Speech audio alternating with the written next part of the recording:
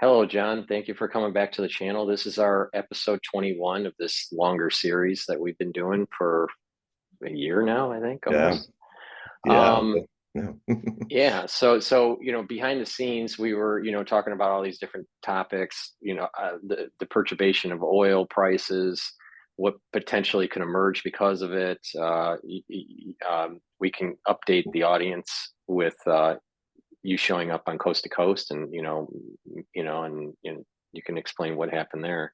Yeah.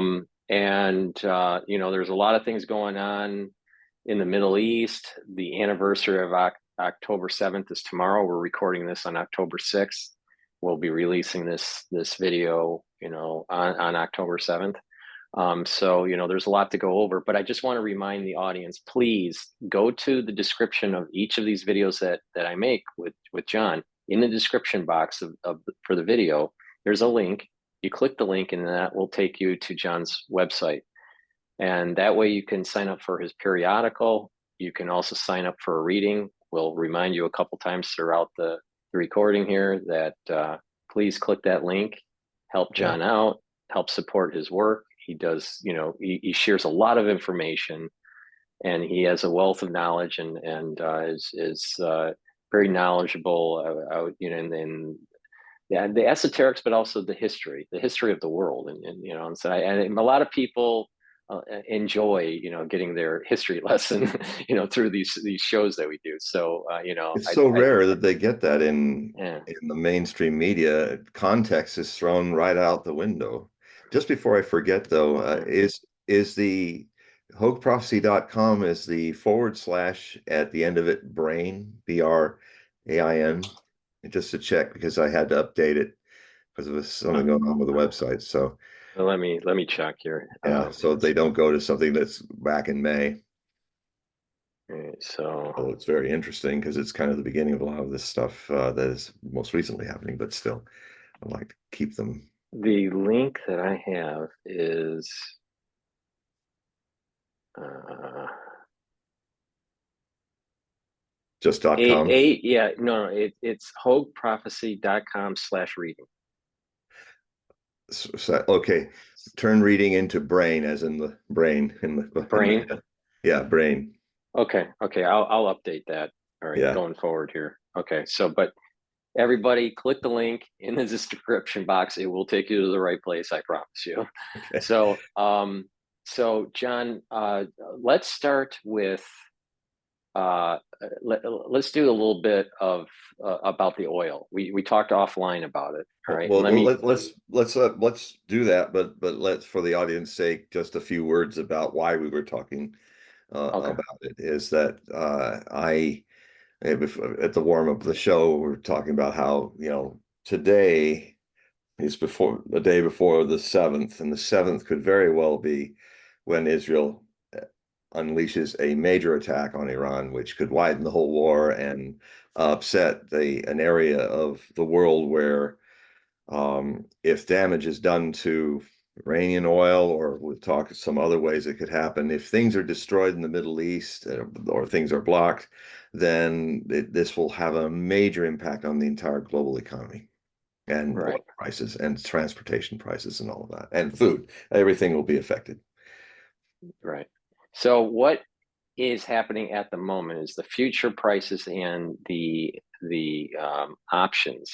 All right, people can buy calls and puts, and they can buy long futures or short futures in the oil markets. And there's two types of oil markets, and I'm not going to get too detailed here, but there's the U.S. oil market, and then there's the international market. That's basically the Saudis run that, right?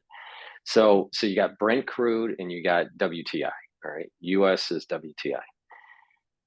Trading at this moment of the recording is around 74 for US, and Brent is trading just below 78.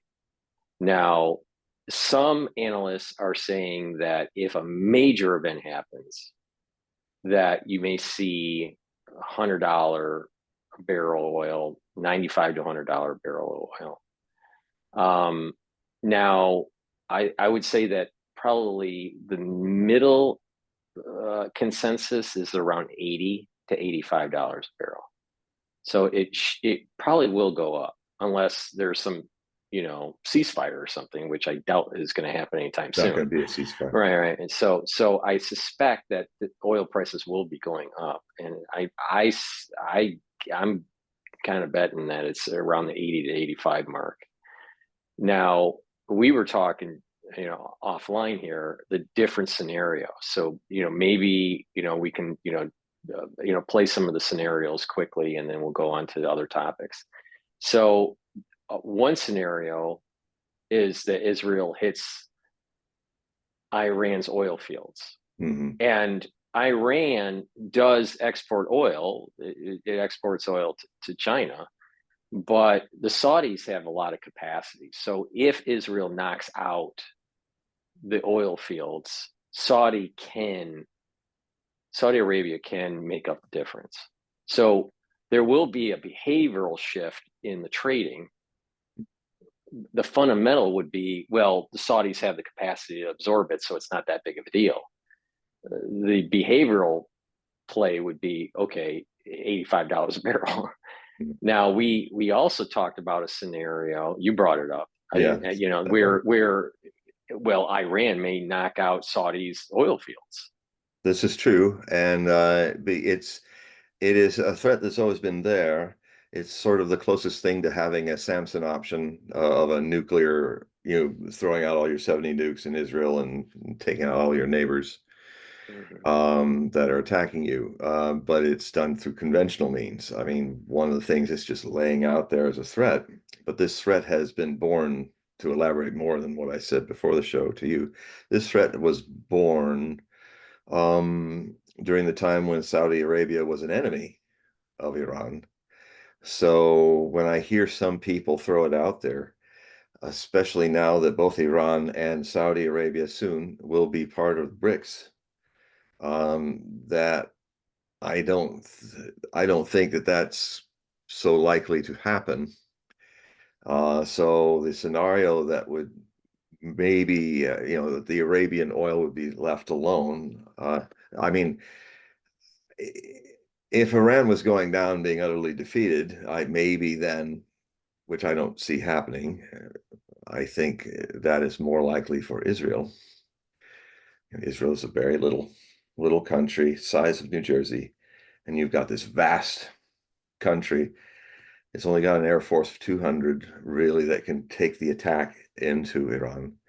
But that's a whole nother story. We'll keep just for now on the economic situation. I think it's unlikely that Iran would do such an act against Saudi Arabia now, because they've signed the Concord of Détente. Saudi Arabia is with Iran and is against what the Israelis are doing.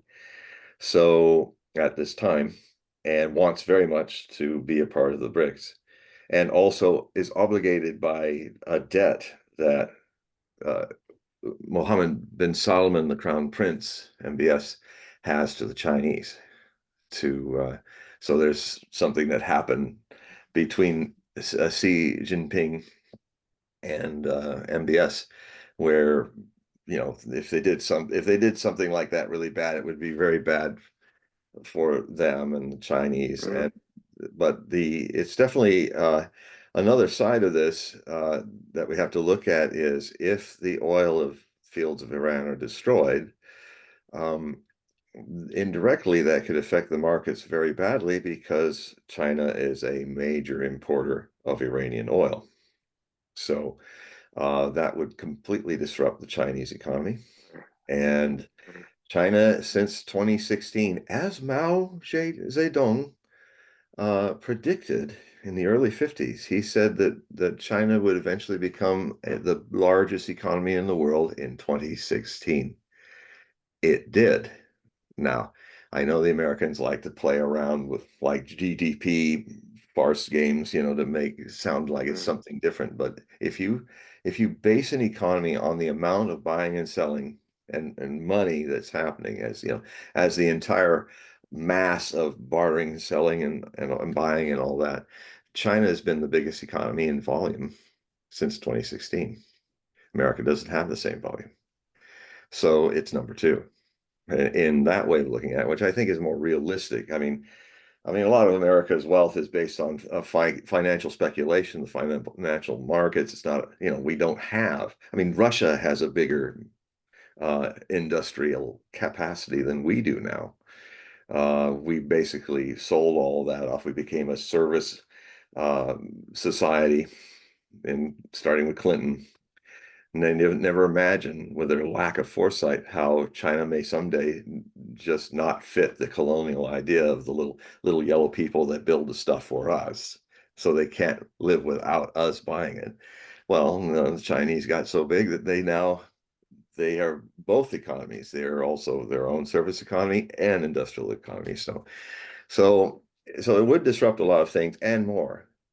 It would probably bring the Chinese militarily into this conflict, as the Russians are already there. And that's another thing that this attack may not go well for Israel, because for several months now, well, not just several months, but I've heard some very interesting reports, like from Colonel McGregor is a good source of mine, and others, that in the last week, the Russians have been sending dozens of pilots to Iran, and with their jets being shipped after them.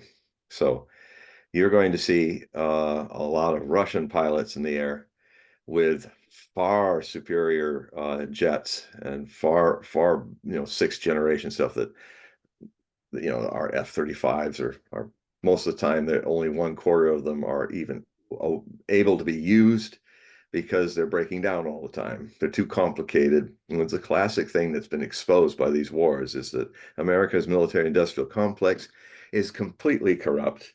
It has not built weapons that work. It builds weapons that break down to make more money off of them once they have been sold. So there's a whole life cycle of an F-35 that constantly is having maintenance, which means I imagine even the Israelis, of their 200 jets or 300 jets that they have, all the F-35s they have, probably only 1/4 are working. And I imagine a lot of the ones that became hangar queens, as they call it, who were probably destroyed in that last attack because they were under maintenance. So anyway, what that means is there's the Russians. The Russians have a footprint there. They are in the air. They are like they were in North Korea in the Korean War. They're Russians piloting those MiGs, and now we're going to see another even larger amount with even more capable equipment going after these U.S. built, white elephant, you know, tilting machines. They're going to have to fly across Iraq, across the Persian Gulf, and we'll have a very long time flying at not supersonic speed. They're just not hypersonic speed. They're going to be seen, and they're going to also be running into perhaps dozens, if not 100 S-400 anti-missile, anti-jet batteries that are the best in the world. They've they've managed to take the Ukrainian Air Force out of the sky, and they also are capable of shooting down Jericho regional ballistic missiles. If the Israelis launch some of them, they can take down ballistic missiles as well. So it could be. I wouldn't be surprised if. I mean, it's almost like the Battle of Britain, but the disadvantage is on the Israelis. They're playing the Germans flying over England for 30 minutes, in a way, with a whole lot of sophisticated systems that the West has never even had a philosophy of understanding how to use. I mean, in the East, our philosophy in the West is that we just have thousands of jets. I mean, certainly we do have the two largest air forces on the planet are actually the U.S. Air Force and the Navy Air Force. And then everybody else's comes afterwards. I think the Russians are about, well, I don't know numbers, but they're not as large as ours, but they don't have to be, because they're not offensive. They defend their land and their airspace, and they have something we don't have at all: anti-missile, anti-aircraft systems that we don't have anything like that. Because our whole idea is just to come in there with air superiority and jam all the radars like we did with Iraq. Of course, those radars were all old. You know, you were talking about the Russians are the most sophisticated in radar technology in the planet. They're way ahead of us, as they are decades ahead of us in hypersonic missiles. They've also modernized their nuclear weapons program. Ours is 32 years rusting in the silos. Some people don't think that a lot of them will even launch.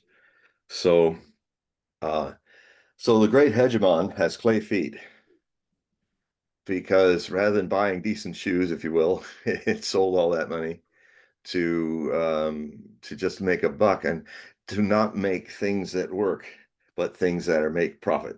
And it's been completely exposed by what's been going on. I mean, the Iron Dome is something we did. Uh, um, um, the David Sling, I think it's called, is the missile, anti-missile missile. It did not do very well in this last attack of Iran. I watched it. I watched it live. I didn't even know what was happening. And suddenly I'm looking at Tel Aviv, and there it comes. And uh, I would say, calculating from what I saw, 90% of the missiles hit their target, not the other way around. Israelis say all at 10%. No, I saw something different. All you have to do is look at them coming in and you count and you see the flash. And I would say, yeah, when I counted how many Iron Domes actually hit something, once in a while they would, but you know, there was these whole new things where there's this whole stream of missiles in a long column just flying down. And what that was is one of the ballistic Iranian missiles opens up and launches a whole bunch of these missiles. It delayed, so they spread out, and they're all like coming down like little spots of fire. And then when they hit it, go bum bum bum bum bum bum bum bum bum bum bum bum bum, and you just count them, and then you count the flashes. And there may be one that's just coming out, goes bam from the Iron Dome, but Iron Dome failed.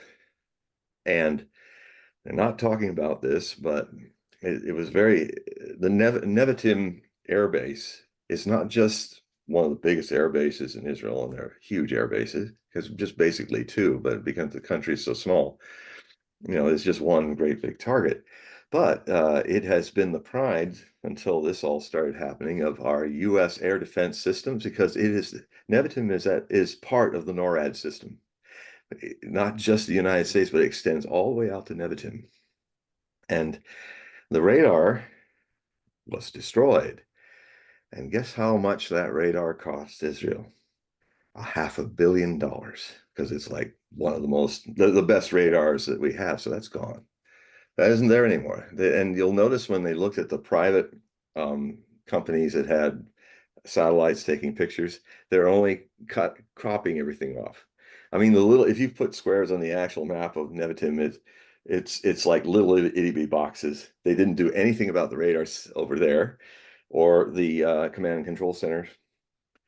And so, you know, one of the things we may see is if well, the nature in which this attack happens, um, it'll be interesting to see what they can actually get up in the air. Now, you know, clearly the Iranians did it again. And the second thing they said, all right, we're coming. So of course the Israelis had a time to get all their jets aloft.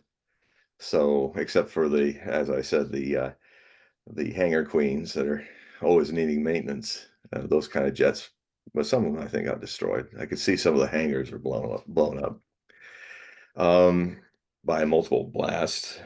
Uh, Also, it looks like something that looked like it was there was a guy who was doing a show for CNN, I believe, or one of the cable news, and he was on the coast, Tel Aviv, and you could On the see, balcony. He was on the balcony. yeah, he was up on a Yeah, I balcony, saw he was on the roof actually, and that.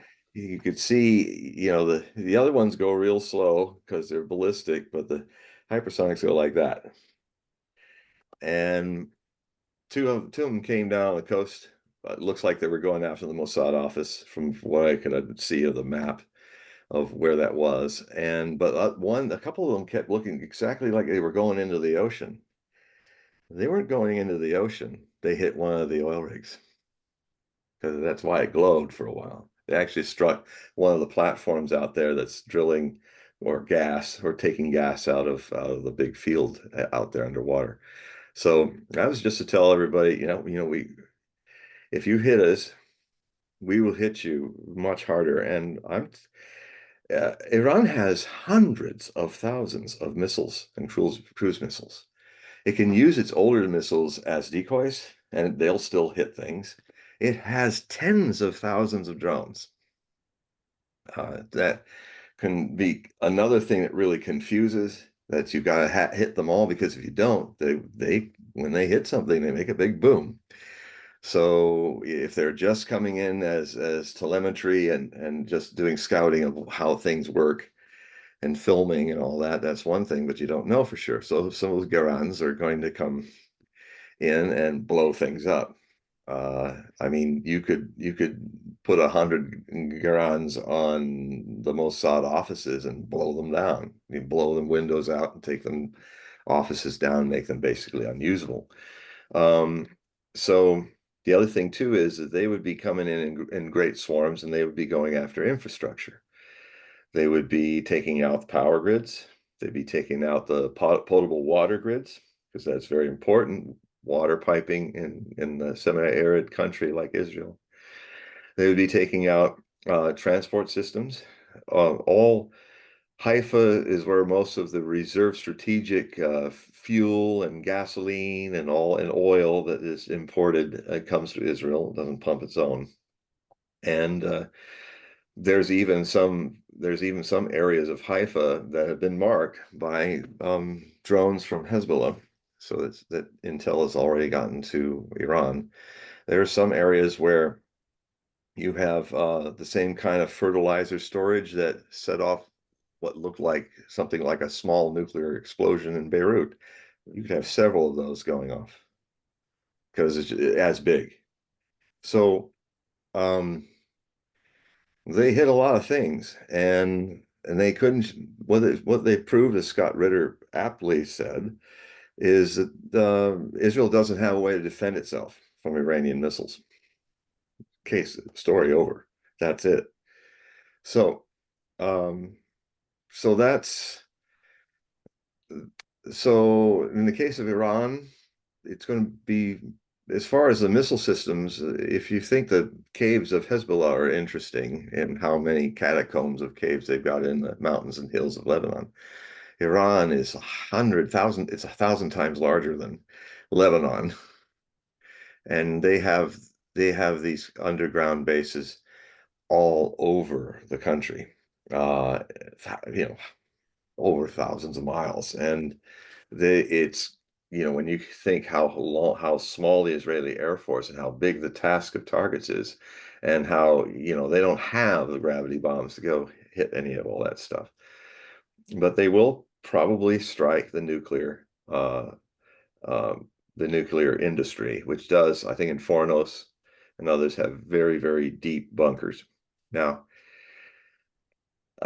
unless they just want to make a token thing that looks good, the only way you're really going to damage the nuclear areas is not just conventional gravity bombs. If you're going to have to, launch a hypersonic Jericho into there, several right after each other, they're probably nuclear. And if they do that, you're going to kick up a lot of Earth into the atmosphere, and that's going to be greatly radioactive, and that will flow over Iran and hit and start flowing over Pakistan. Now, what does Pakistan have that no other Islamic country has? They are a nuclear power, and they have more nukes than Israel, a few hundred more. And they've already stated that if Iran is really in peril, or because it's an Islamic nation, Netanyahu is uniting almost 2 million people on the planet Earth who are Muslims against him in Muslim nations. And one is nuclear, and Iran can become nuclear, especially will come nuclear if this kind of attack happens. Because as I used to write in my Hogue prophecy reports, that if you a fatwa can be changed if the situation changes. It is true that Ayatollah, the supreme leader, Ayatollah Khamenei, had made for years. He felt, in fact, he stopped the Iranian CIA said so actually, that they stopped the Iranian nuclear weapons program in 2004 because it was a fatwa was cast against this because he thought it was un-Islamic, it was inhuman to make such weapons of mass destruction. But Muslims are practical people. Fatwas can be changed if they've got a rather barbaric leader of Israel. He can go around criticizing the Iranians as being barbaric, but the Iranians haven't been assassinating leaders. They haven't been carpet bombing Lebanon. They haven't been killing upwards now of approaching from 300 to 600,000 innocent civilians. I mean, that's barbarism. So it's funny how one of my favorite retorts is from Pee Wee Herman. From, Pee Wee, out of the blue, he's talking about Pee Wee Herman. Yes. The when someone's saying like, "You're this, you're that, you're a barbarian, you're that," and Pee Wee go, "I know, I know that's you're a barbarian, but what about me?" Okay, because often people hurl on others what they are. And I'll just say it. I know Alexander Mercurius is too diplomatic, and that's what's beautiful about him. But I'm not so diplomatic. I'm more polemic. So I would say yes, Netanyahu is a barbarian, and Zionists who are killing, murdering children wantonly, openly. I mean, Smoltrich, uh, one of the with Ben Gavir, one of the real uh, hard Zionist right people, racists, ethno supremacists. I haven't quoted in, I think it's in this new articles, or it's in my last set of articles under Brain, that he was openly talking at a meeting of really extreme right-wing Zionist supremacists who were, and he was saying, it's kind of a shame, people don't understand there's a good reason why we should like starve everybody out, but because it's such a hard thing to do, we would lose world support, even though it might be just. It's like that's he might But as he might let as me go ahead. let me just interject for something that I learned a few days ago. All right, before Rosh Hashanah, because we just had Rosh Hashanah, we're in between Rosh Hashanah and Yom Kippur. So just before Rosh Hashanah, I saw a video that it's showing the Rebbe talking to Netanyahu when Netanyahu was a delegate for the UN back in the early 1980s. And what is interesting is during this time period, the Rebbe warned that he said three things to Netanyahu. He said, don't pay attention, independent of someone is for what the Rebbe said or not. I'm just stating facts here, right? Mhm. So the Rebbe said to Netanyahu in I think it was 1984, could have been 1983, but somewhere in there. He said to Netanyahu, don't pay attention to the international community for the Seven Front War, and don't be fearful, and don't be hubris. If any of the three happen, Israel will lose. Well, And he what is was what is interesting here is that Israel during the 60s, 70s, 80s, 90s, 2000s, 2010s, and 2020s have fell into at least one of those pitfalls that the Rebbe was talking about. I am wondering, because there was a different prime minister during the war for Lebanon in 2006. So a lot of the things that Scott Ritter is saying on why Israel will probably fail in Lebanon, there may be different variables involved now. One, drone technology wasn't yeah. around in 2006, so we have that. It's different now. And October 7th was for the psyche of the Jewish people, it's different than anything that was happening in 2006. Yeah. So that's a different calculus there. Mm. The United States, the whole petrodollar is kind of unraveling.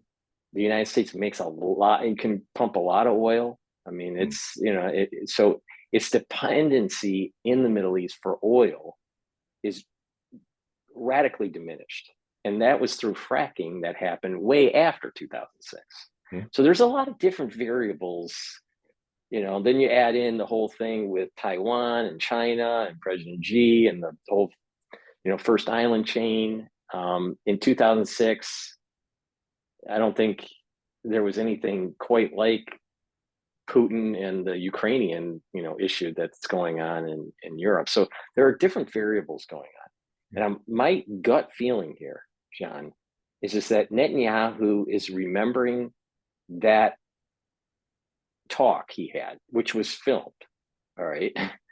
He's remembering it and he's going, the previous prime minister that was running and conducting the war in Lebanon in 2006 failed. I think his name was Olmert. So he failed. He didn't follow what the Rebbe warned everyone to do. And that Netanyahu, since he was told by the Rebbe in 84 what to do, that he literally has this mission in his mind. And that, I've been having these thoughts about soul roots. And we talked about this in one episode, where there's like the soul root of Jacob, the soul root of Esau and Ishmael, and they can align and have peace, or if they, or they can have war and conflict. I wonder if there's an element, I know this sounds crazy, but I wonder if there's an element of the war part of King David that is tied to the soul root of Netanyahu. Now, King David, if the scholars that know about King David, he wasn't a great person. I mean, there was some bad attributes of King David.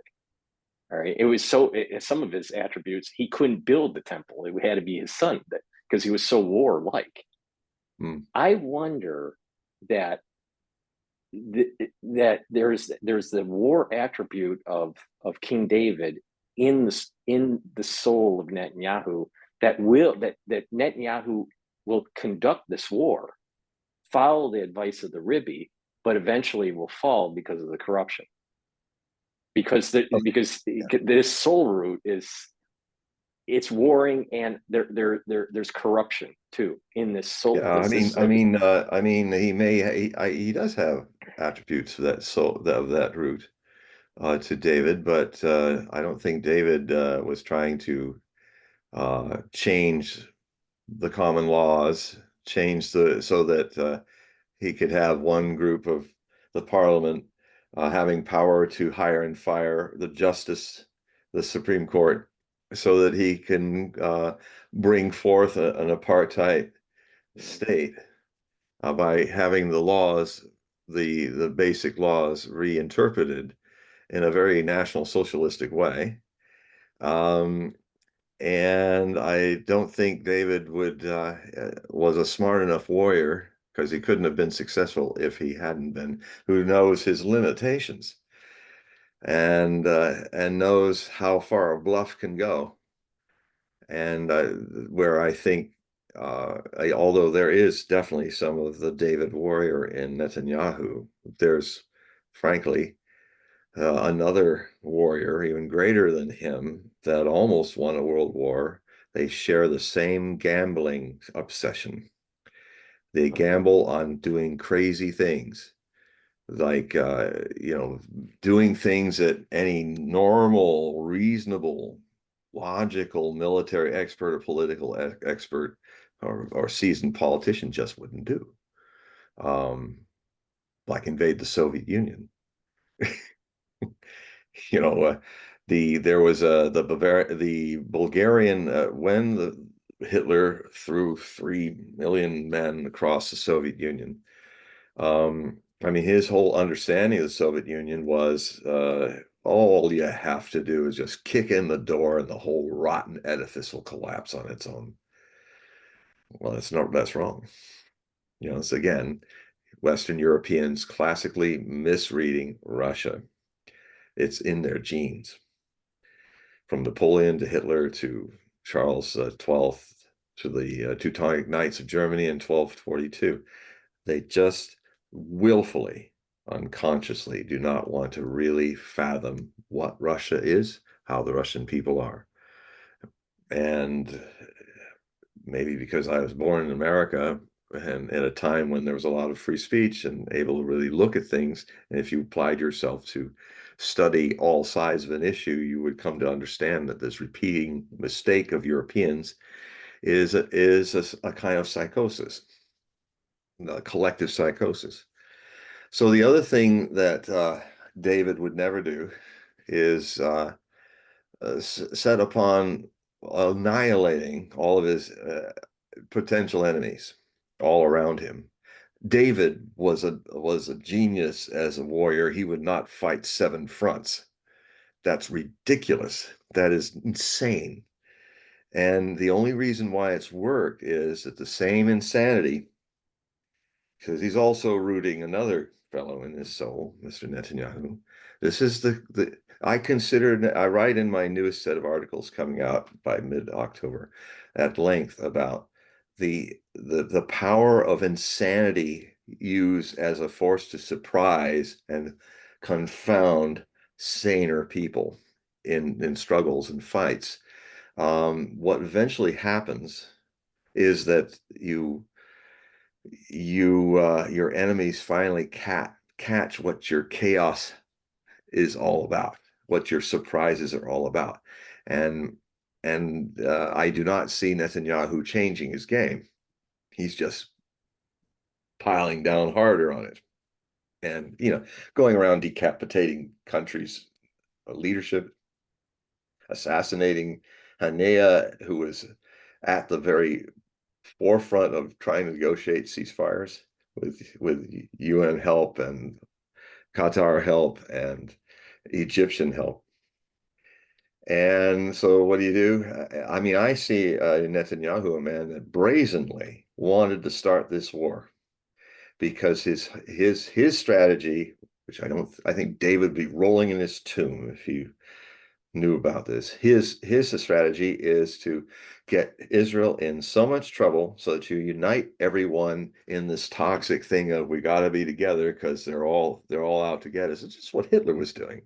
We have to fight and defeat all these enemies, and even when they were losing, he could turn that and twist that and say, see, I showed you they were really dangerous. Look, the Russians are coming. That's why we tried to stop them. And that worked right up till the Battle of Berlin, so it's like until it was all over. And I really see a parallel much more of Hitler the gambler in Netanyahu, the prime minister, that his roots run deeper than just merely Jewish heritage. It's like an old mistake that human beings do, where if you're the crazy strategist, eventually people figure out that you're just crazy, and then they respond. And the other thing too, to call Iran as he did today when he was very angry about Macron, the president of France, not giving him weapons. But what did he do? Another insane act. He blew up a major multi-billion-dollar offices and factories because France has a lot of economic connections with Lebanon. It used to be a colony of France, semi-colony. People speak French there. And they blew it up today, blew it up in almost like a small nuclear explosion. It was such a big explosion when it went up. It was like a gas company or something. And so his answer was not just I mean, he attacked a French economic asset. That's nuts.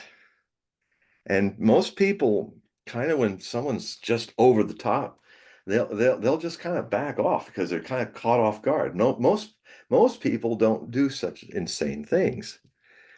And so I think this man has lost himself into the thinking Amalek way too far in a field. And to call the Iranians a barbarous nation is ignoring the fact that the Iranians might have been as long, if not longer, a civilization than Judea has been. And they have survived many wars and adapted themselves to many, survived many conflicts. They even helped Israel rebuild itself after the Babylonian captivity. A lot of what are considered Jewish ideas in Judaism are actually from Zoroastrianism from that.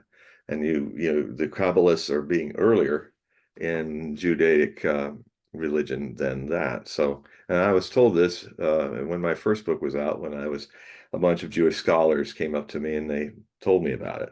That's when I first became aware of it. And so the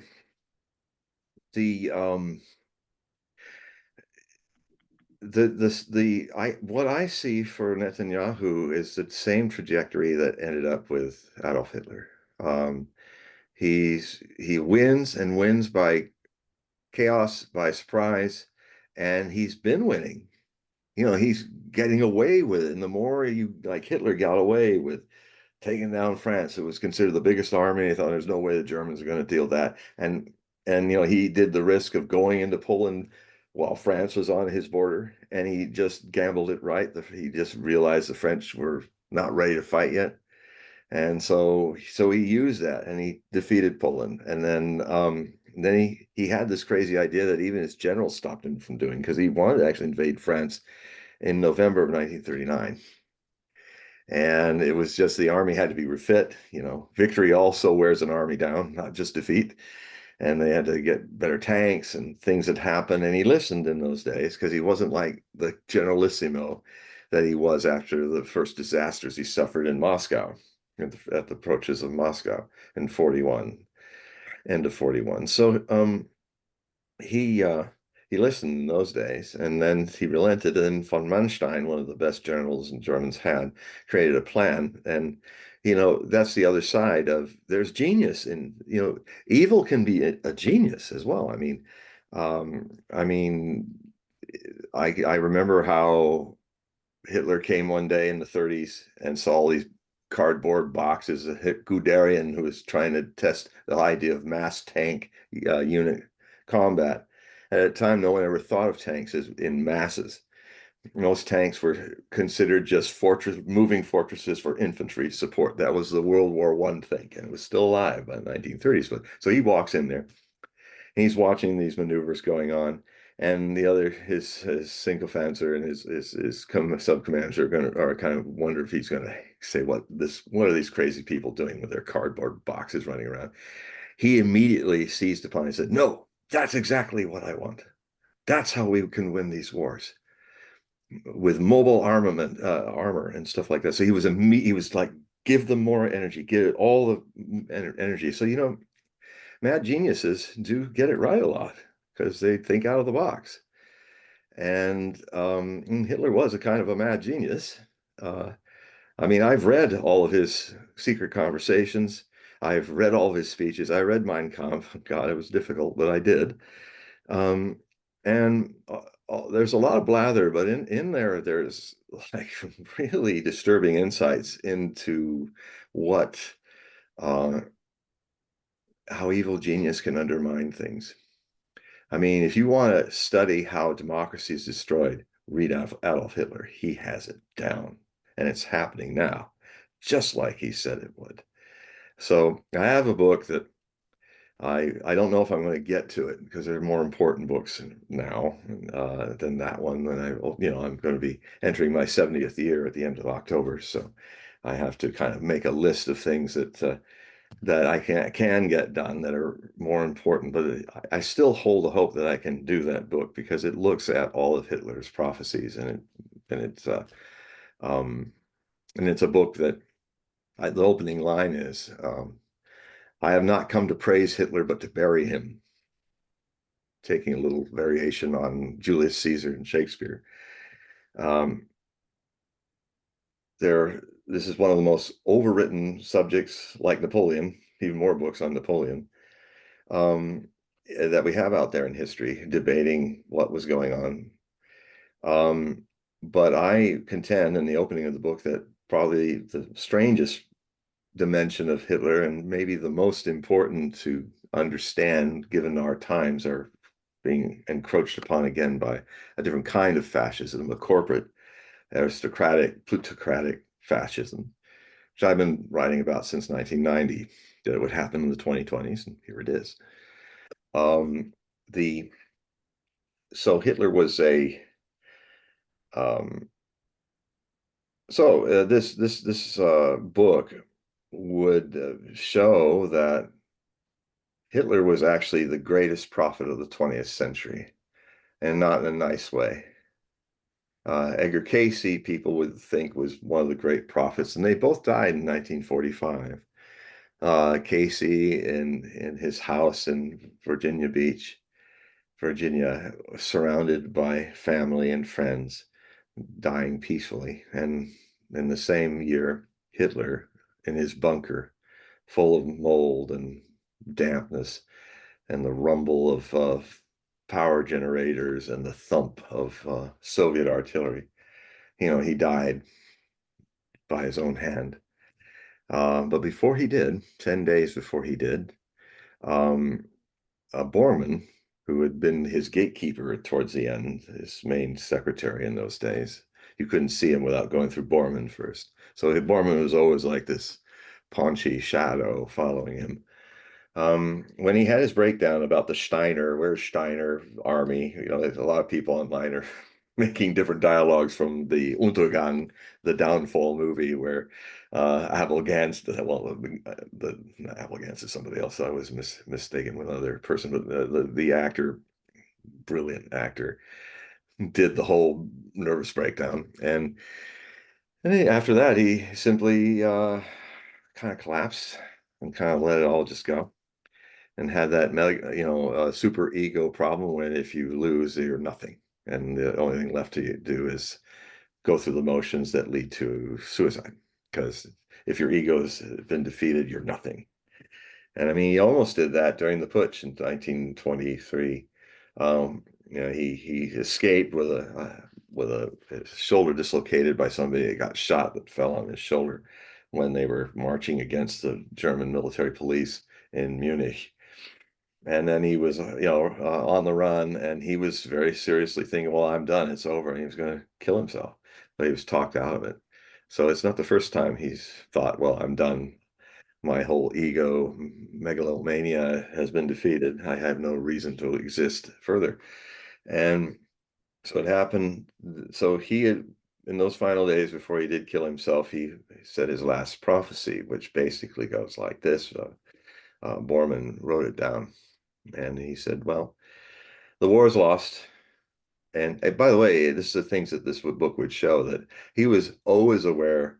Actually, I think, well, I don't know, maybe Netanyahu in private is saying his concerns. I mean, I see that he is kind of a nervous wreck. His hands are, as he's reading, he's under a lot of stress, and it's aging him fast. His face is looking different. He's under a lot of stress, because he's on a tightrope of madness, and he's trying to stay on the rope.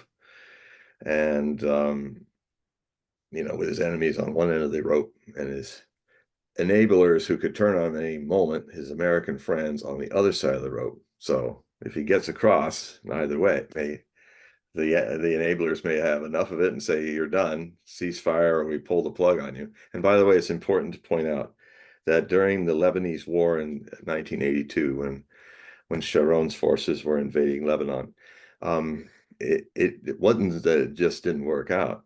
It was because Ronald Reagan got on the phone with Menachem Begin, who was the prime minister at that time, and said, pull them out.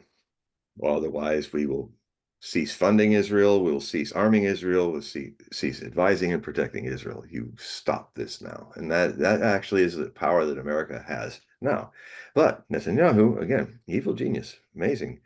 He talked about some of his calculations, and he said in some of these talks he had with Zionist voters, that got caught on tape. Even when he asked, "Is there no tape?" and the person said no, but the person was lying, and he taped it anyway. Um, he said, I know the Americans. I know them well. I've lived with them. And he talked about a time when America was starting to weaken in its leadership, and then he would be able to manipulate them. You know, I know how to move the Americans, he said.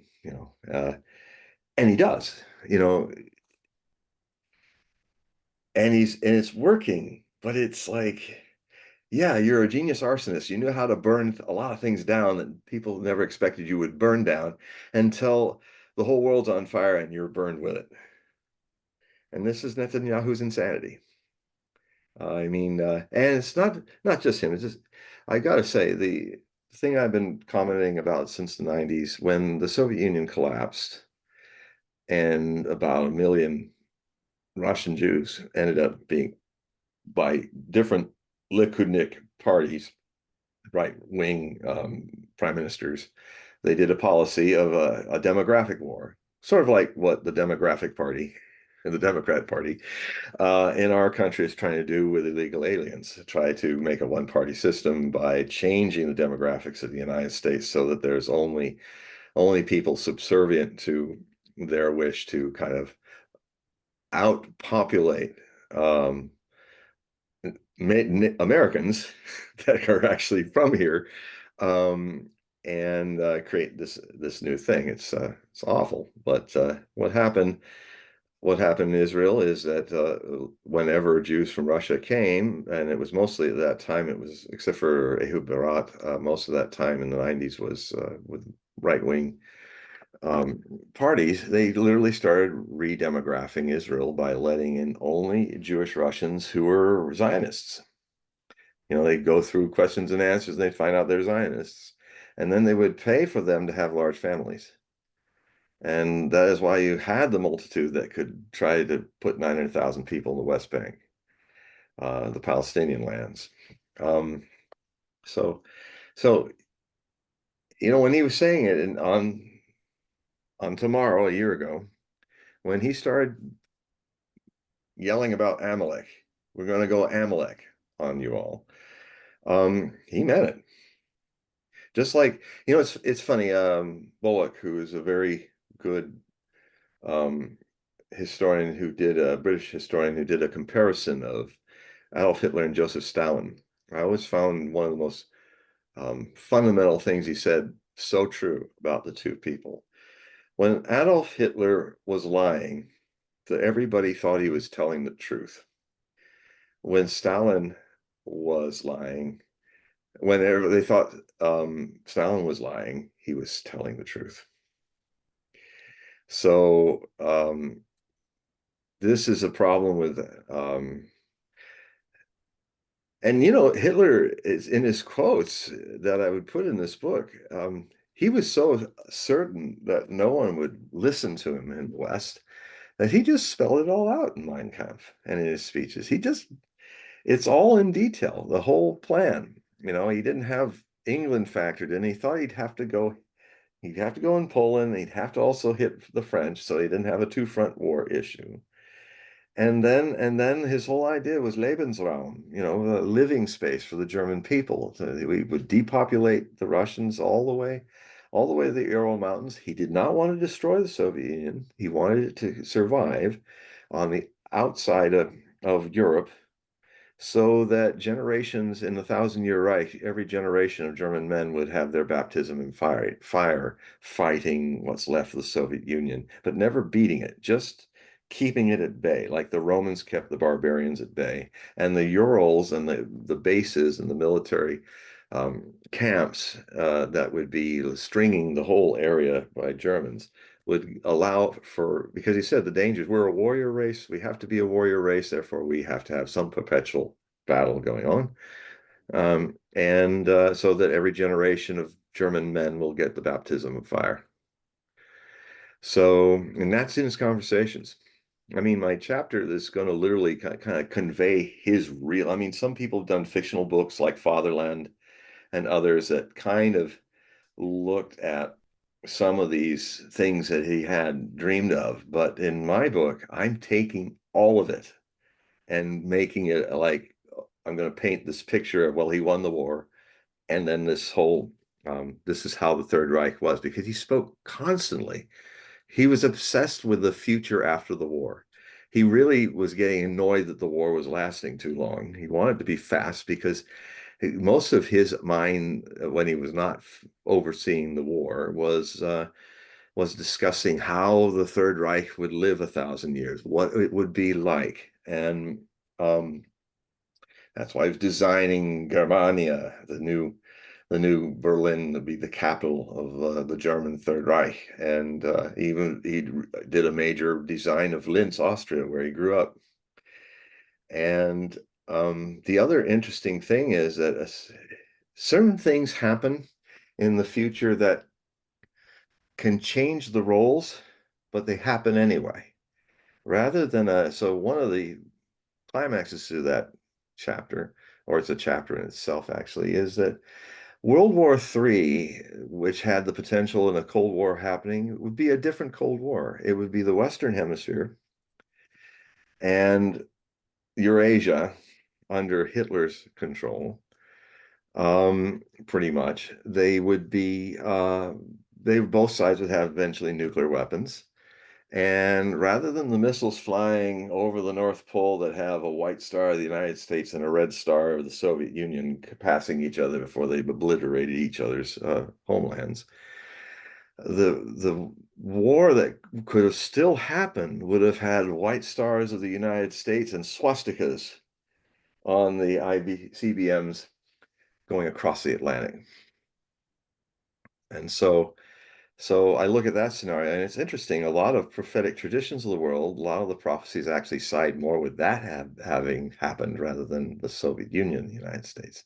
And I would argue the point that it's interesting that alternative futures that a lot of them we're seeing apply better to the Hitler versus the United States rather than Hitler versus the United States versus the Soviet Union in a nuclear exchange. So it's a fascinating book. I mean, it may be for me what happened with Wagner for Tannhäuser.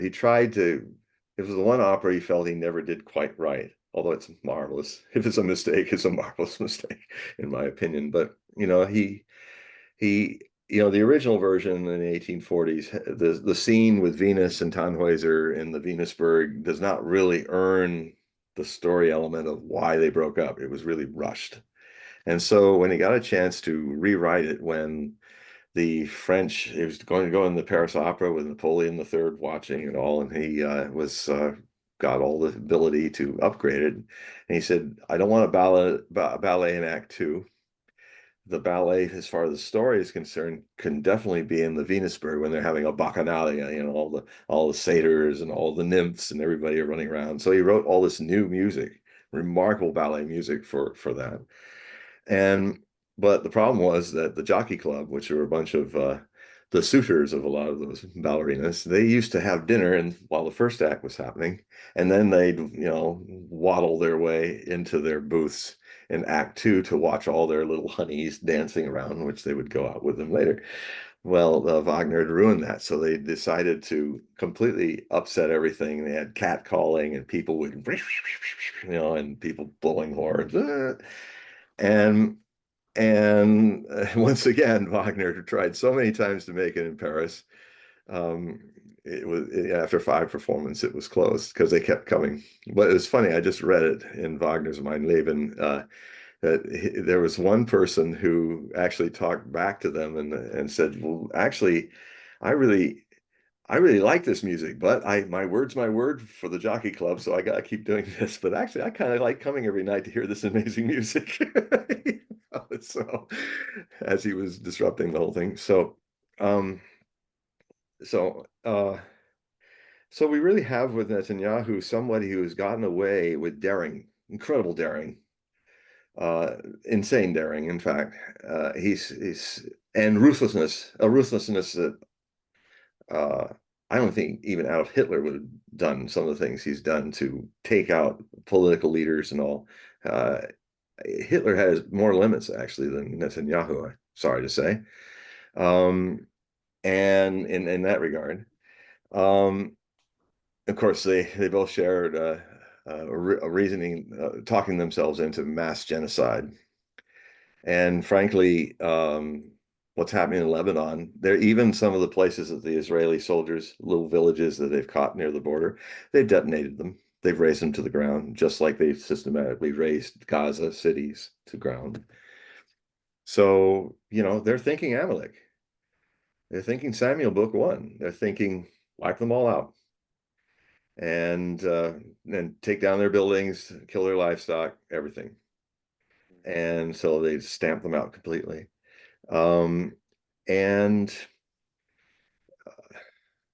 but that's a pretty bold thing when you're 9 million people with 400 million neighbors who you're attacking all the time. And you've got this big, dumb American Goyim nation, super nation, just as soulless to the Zionists as any other person who's not purely Jewish and part of the chosen race. That's their view. It's just like, again, it's not a condemnation of the Jewish people. I'm part Jewish myself, so I don't take it as part of my heritage that this is what it means at all. But the Talmudic rabbis have, when I listen to them talk, and I do listen to them, um, that's another kind of insanity.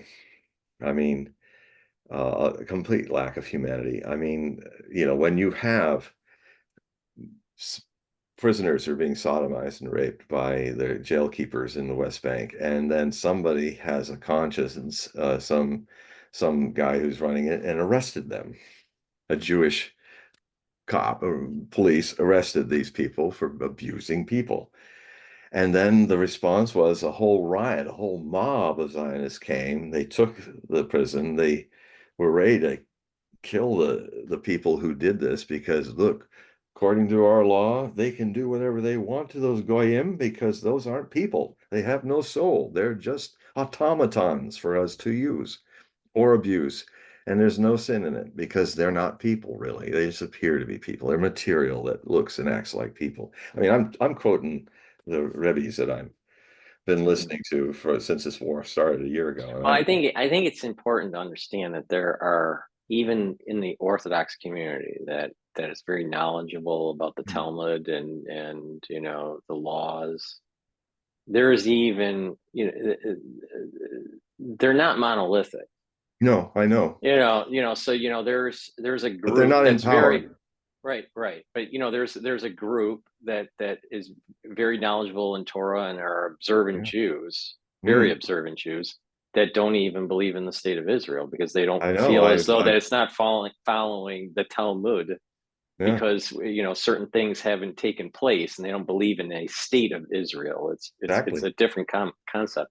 But And then there's they're another being group that, beaten viciously by yeah. the So Zionists in Israel. so the problem that I'm noticing in the United States and in the X sphere or the Twitter sphere, right, Mm, is that there are too many people that are not really knowledgeable. I mean, you're very knowledgeable, John. I mean, I'm mm, not, trying to put you on a pedestal, but I mean, you're very knowledgeable. You've lived yeah, many decades. You've learned a lot. You've read. You've written. You do these shows and stuff. mm, You've reached millions of people. Over the years, and you have knowledge. Because you put the time into it. But there's a lot of people out there that I'm noticing that just think that all Jews are the same, or and what happens is the anti-Semitism starts to boil, and then all of a sudden it's us versus them, and and it's and tribal. lose, right, and then you lose context, Yeah, and that's what I'm all about, and context. and it's really right, so it's really important that people realize that not all Orthodox people, not all Jews are the same, not No, all Orthodox people are the same, not all especially. knowledgeable scholars within the Talmud and the laws and Mm, and Kabbalah and then mm, Hasidism and all this stuff, um, think the same way. So no, they're, so the nuance is really important. This is Right. like a word that I think needs to be used more often, is understanding the nuance, and everyone is so knee jerked with their bias and opinions that they think that, well, all Talmudic Jews are the same. Well, that's not true. I mean, even within the Talmud, you have groups of people that are arguing. The whole Talmud is about people arguing with each other, Ah, and they don't. I mean, if anyone reads the actual Talmud, it's about people arguing about one thing, a particular law and how to observe it. And there's like four different arguments happening all the same time.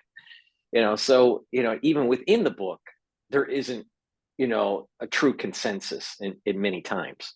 but So one group has gained power over the others in Israel as well as in a general. And that's what's unfortunate because and Netanyahu has exploited that. He's yeah, exploited that yeah, one group to keep himself from going to jail for all the corruption that he's done. And and what's sad about this is he's hell bent on destroying Israel as a state to stay out of jail. I mean, he's now like Hitler, he's not a coward. He's brave. He's not a, he's got his worldview. It's twisted, but he's got the courage to go all the way. And he has also talked himself into a psychological up against a wall. He can't now change his strategy. He has to go all the way. And but the problem is he's putting a very small nation to go to war with 400 million Arabs and 41 of 80 million Persians. Um, he also makes the mistake of suddenly coming, before he starts massacring Lebanese, he says, "We're not against the Lebanese people. We're we love you. We want to be in peace with you." Now, he must have a limit of perception to understand. Like Hitler was really good at seeing the faults of his enemies, but he couldn't look at himself. Blind to his own stuff. He was so insightful in the weaknesses of others, but not his own weaknesses. He couldn't see his don't fight for every foot of ground and don't give up anything we've gained. Well, that's he made a decision that there was a encirclement during the Battle of Moscow where the Germans were able to fly in plane loads of supplies and ammunition to keep the Demyanjuk, I think, cauldron all during the winter supplied, surrounded by Soviet armies. But that was a much smaller situation. Soviet army was a lot weaker then. Um, by the time 42 entered into 43, they were saying, well, let's just do what we did there in Stalingrad. And it was a whole different situation. But, the problem is, and I write about it extensively, it's an occult law of reverse effect. And Hitler did it magically, taking one of the most well-known symbols of all ancient peoples all around the world, including the Native Americans and Eurasians and Chinese and Japanese, the swastika. The swastika is a good luck symbol. It's to be used for positive things. But you will find that it's usually not, the swastika is sitting perpendicular, not tilted if it's there, and it often is balanced by a reverse swastika, which is the feminine side. And in the Hindu swastikas, they have them side by side. oh, I didn't know that. I Mhm. thought that it was the Nazis that did the mirror image. No, they have this. No, they didn't. The Nazis, So there just are other the cultures that one, have they the had other the right, cultures. they had So the, there's like a right and a left version. yeah, there's a Right. right swastika, like this thumb's this way, this thumb's that. Yeah. Well, Yeah. the Yeah. hooks are Yeah. this way and that way, but they're not like angled Right. because, the Hakenkreuz, it's just in balance like that, and that it's not like this, Right. which Right. changes the gestalt of this when it's running like a thing, hooking. And he did that at first. He said, well, he wanted to tilt it because the sun is in the northern climes is a little differently angled. But what he did is he made a thing that was just stable, you know, into a and it sounds silly, but some of these things really matter on the collective unconscious in mass magic. That if you and what happened was he made it more aggressively powerful by having the Blutfarbe with it in the white circle of the white race in the blood of the master race. But he also said, I wanted to attract a lot of communists to convert to us. So his red banner, that's why he used the red banner to the Soviets and the communists. He said, well, we're going to make it different. And it's all in Mein Kampf. Again, genius, evil genius. But what he did, and what he didn't understand, what he'd unleashed in the cult world, is that he created a situation where he could, in the beginning, not be stopped. He could do anything crazy and win. But by the time so he would bite bigger gambles. Okay, I took down France. They said I'd never be able to do that. Okay, I took down Poland in a two-front war. Nobody thought I survived that. Oh, and look, we even got most of Yugoslavia, and that makes our system better for our invasion of the Soviet Union, even though he lost a month of good weather, which probably ended the whole thing. But he's already, because he said, I win whenever I do this. I'm sure Netanyahu is like saying this in his own way. It's like, I have been winning because I'm not a weakling. He's even called his cabinet sometimes weaklings. I'm going for it, and in that way he's like David, follow me. I've got the guts and the audacity to make this happen. I throw a stone at Goliath and he drops like a sack of potatoes and the Philistines run away. um, I got the magic. I am kind of daring. I'm a little crazy, but we're winning, are we not? And of course, it's such a big personality. Other people kind of fall back, and he then he tells himself, look, it's a gamble. We live as a gamble. I'm sure he's reasoning this out. We live as a gamble. He's not going to look at the fact that they actually came in, robbed the land from the Palestinians, openly were planning to do that, and didn't think that, well, like Moshe Dayan thought, okay, he reasoned that, well, that will make sure that our tribes are always armed, always ready, and always united.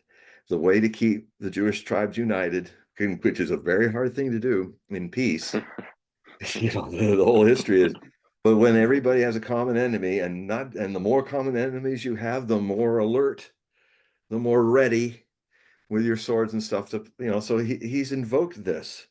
And Hitler was doing the same thing, evoking all, the enemies of Germany. And if we don't hit them first, they're going to take us down. And then we'll not read the fact that the way he did it set up for the takedown. So there's what's happening now is Netanyahu's crossing a line. He's used Amalek and evoked the occult law of reverse effect, as Hitler did by bending the swastika funny and not balancing it out with his feminine side, but just all male, all hocking down on things.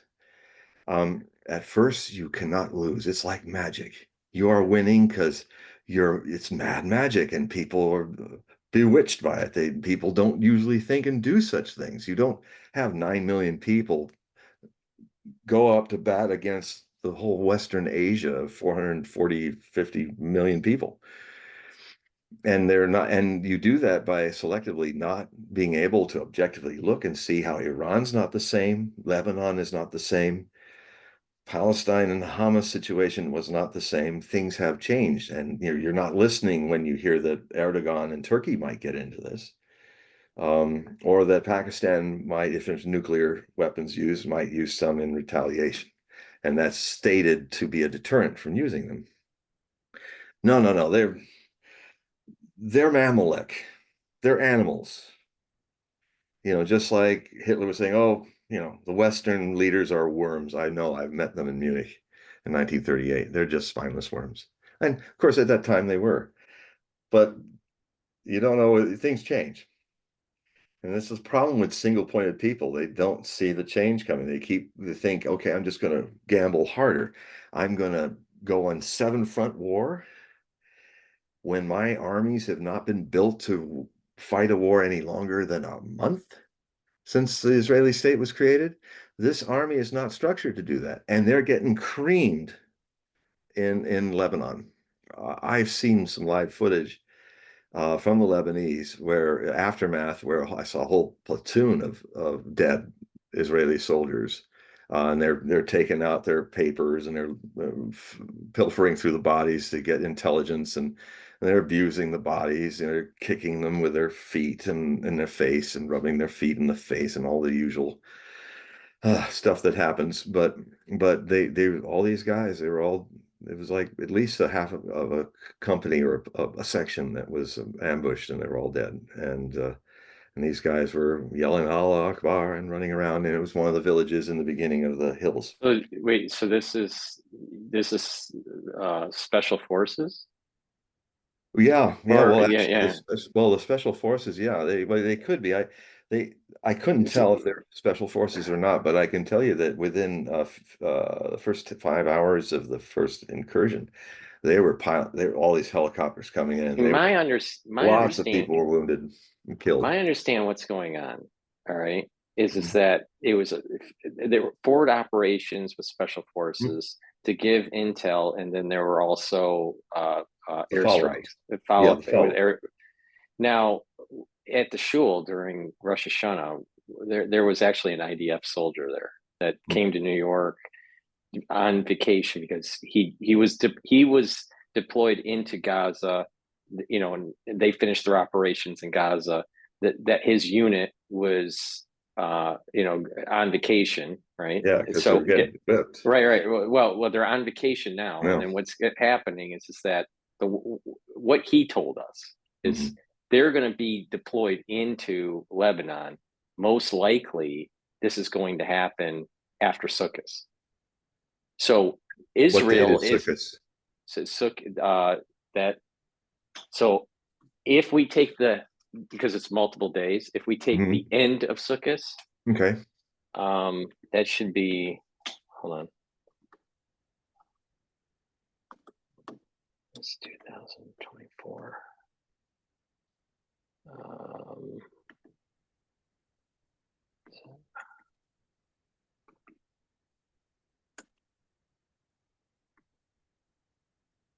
all right, it starts on the 16th and it ends on the 23rd. Okay. So what they're doing, what they basically did, what the Israelis did is for the infantry, the normal infantry Mhm. and the armor division, they are held steady, ready. So basically, they're pulling out of Gaza. Mhm. They're also bringing other troops that weren't involved in Gaza and Yeah. getting them ramped up, Yeah. right? Because they basically has a reserve force, right? So They're they have going to to get them. have to use just about Right. everybody. Yeah. So what's happening is that the ones that were deployed in Gaza, they're on leave. Some of Mhm. them came to the United States for the holidays, blah blah blah. So he's going to be, after the high holy days, he's going back to his unit, and they're getting ready for deployment into Lebanon after Sukkot. Is what the talk is that. So, and now you got to remember, Jews go off the lunar calendar. Yeah. October 7th it was Simchas Torah, which is the day after Sukkot. Got it. So I, I'm So telling not you, this October. You're talking about last October 7th or this October 7th? last October Yeah. 7th Right. was Simchas Torah. Sukkot. That's right. Yeah. So at the end of Sukkot in 2024, Simchas Torah in Israel is going to be the 24th. I would not be surprised that Netanyahu hits extremely hard, and it's like a blitzkrieg into Lebanon on Simchas Torah or the day after. Yeah. And it's like so this is kind of like everyone's like going, what's going on? So I think what's going to happen is that there's going to be rocket lobbing back and forth between Israel and Hezbollah. Mhm. There's going to be still airstrikes. There's going to be forward deployment with the special forces. Mhm. But the armored division and the main infantry is not going to go in until after Sukkot. Well, that's the plan. Now, I think that Israel might, during this period of time between Rosh Hashanah, because we just finished Rosh Hashanah, between Mhm. Rosh Hashanah and Sukkot, Israel may strike some Iran facilities, but kind of like a limited strike, based on the rockets that were lobbed towards Tel Aviv. So I think that there's two things that are going on here: the preparation for the land invasion in the northern front after Sukkot, and in between that, there's going to be some rockets being lobbed back and forth between Israel and Iran. Now, how bad that gets with Iran and Israel, I don't know. Then I would not be surprised if there's expulsion of individuals out of certain regions in the West Bank. They're going to be Well, pushing some well, of yeah, the Palestinians out of the West Bank. there's a lot of that, and that might actually overthrow the Hashemite king in Jordan, because Mm-hmm. there's just about having a revolution there about this, because the Mm-hmm. majority is Palestinian, and definitely, as I predicted, unfortunately, the West Bank is now being systematically destroyed, the Palestinian areas and stuff. That's either to push them to the Palestinian border, or the West Bank border into Jordan. They're either going into Jordan or they're going to stay 6 feet under. And that's it's now. Now, if you remember that when they were building up forces around Gaza before they actually made the move, it was weeks. My memory is it was weeks before they moved in, Yeah, it and they was just kind weeks. of, yeah. So But it's actually, almost like those they're weeks have setting up. already happened. Those actually, I just have to say, push back a little bit about what you're saying, because of what I'm seeing on the ground is that the tanks have been lined up and ready for weeks. I've seen them, but there's an interesting thing that happened that nobody's talking about in the Western media. But just like nobody talked about the Mossad base, lookout base in Golden Heights was absolutely obliterated in that first 13th April demonstration, because those were the people that out of that area, they infiltrated into Syria and they set up the Damascus Iranian embassy being hit by Israeli jets in Syrian airspace that decapitated some chief generals on Hezbollah and Iran in a diplomatic compound, which is the property of a sovereign nation. All diplomatic grounds are the same, and that's the world law. So they literally struck Iran. And that's always been Iran saying very consistently, if you actually get into our airspace and into our land and hit us there, then it's war. And it happened. That's the start of this whole escalation.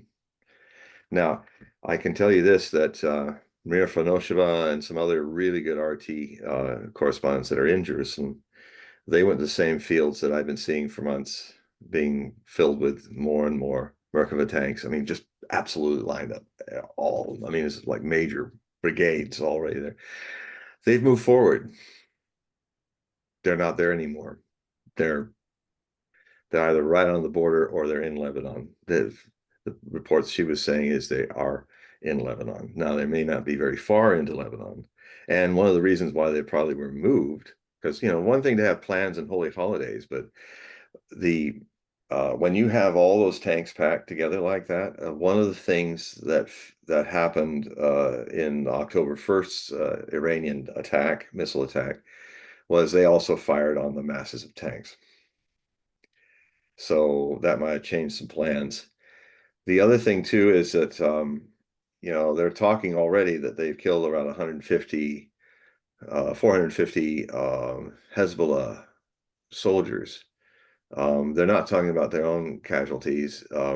Now, I've actually seen them on the ground, and they're not doing very well. If that's the special forces, Hezbollah, who are very seasoned, have been fighting, they learned their trade fighting ISIS in the Syrian civil war. And so they're highly trained, they're highly seasoned.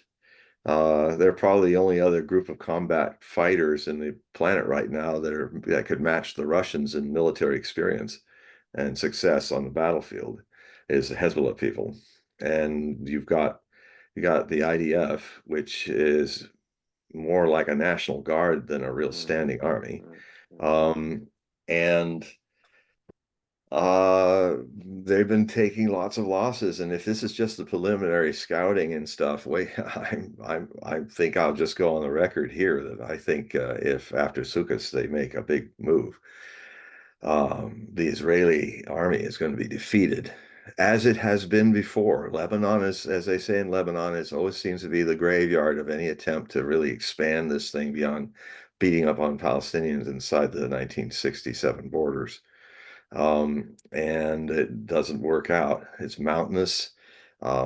It's and so I don't think the IDF can beat these people.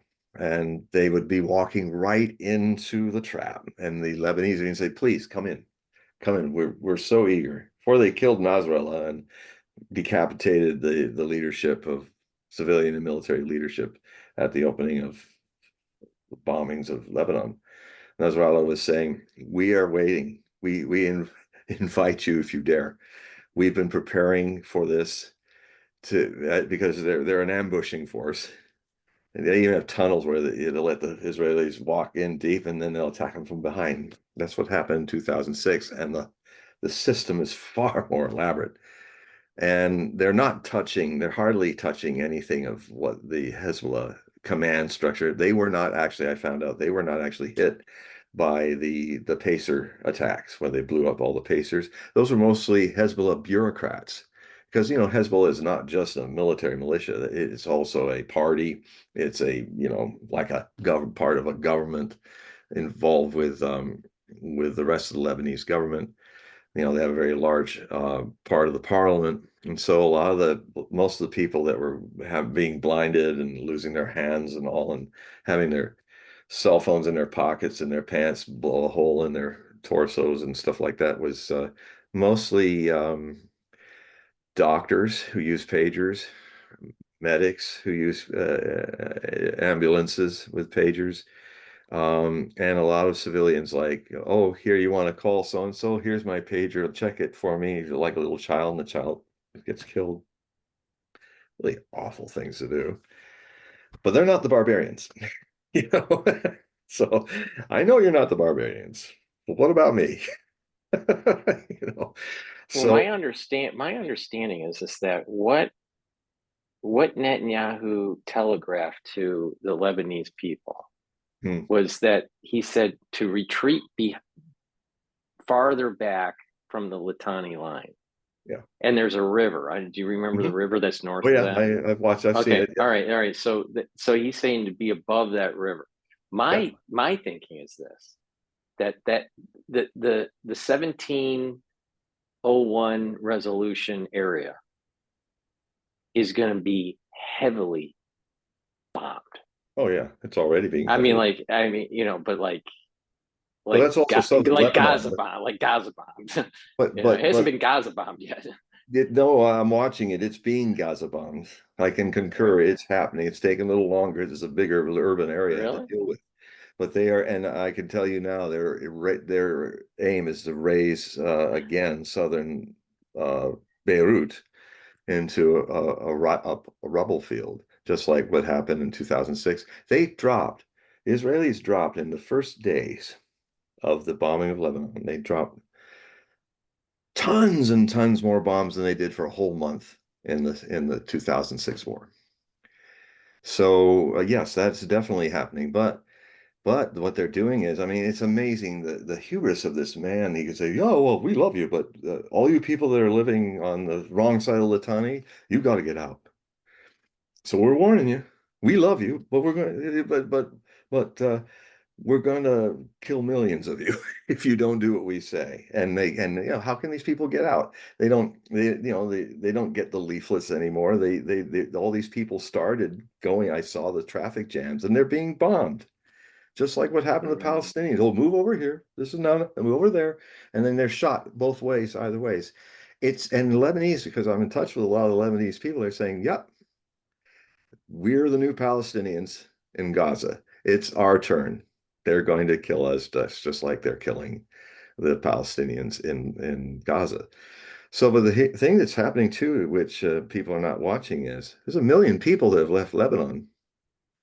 In fact, a lot of them were Syrians that left Syria, and it's safer in Syria, so they're going back into Syria as refugees.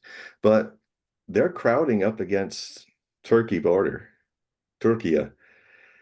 And this could be a Bangladesh India moment where if they keep flooding in, Turkey's already to the max for people. And Erdogan, who plays everybody's side, like God knows how often, but he might have to actually get involved and bring in the largest, after the United States, the largest NATO force, may actually go to war with Israel.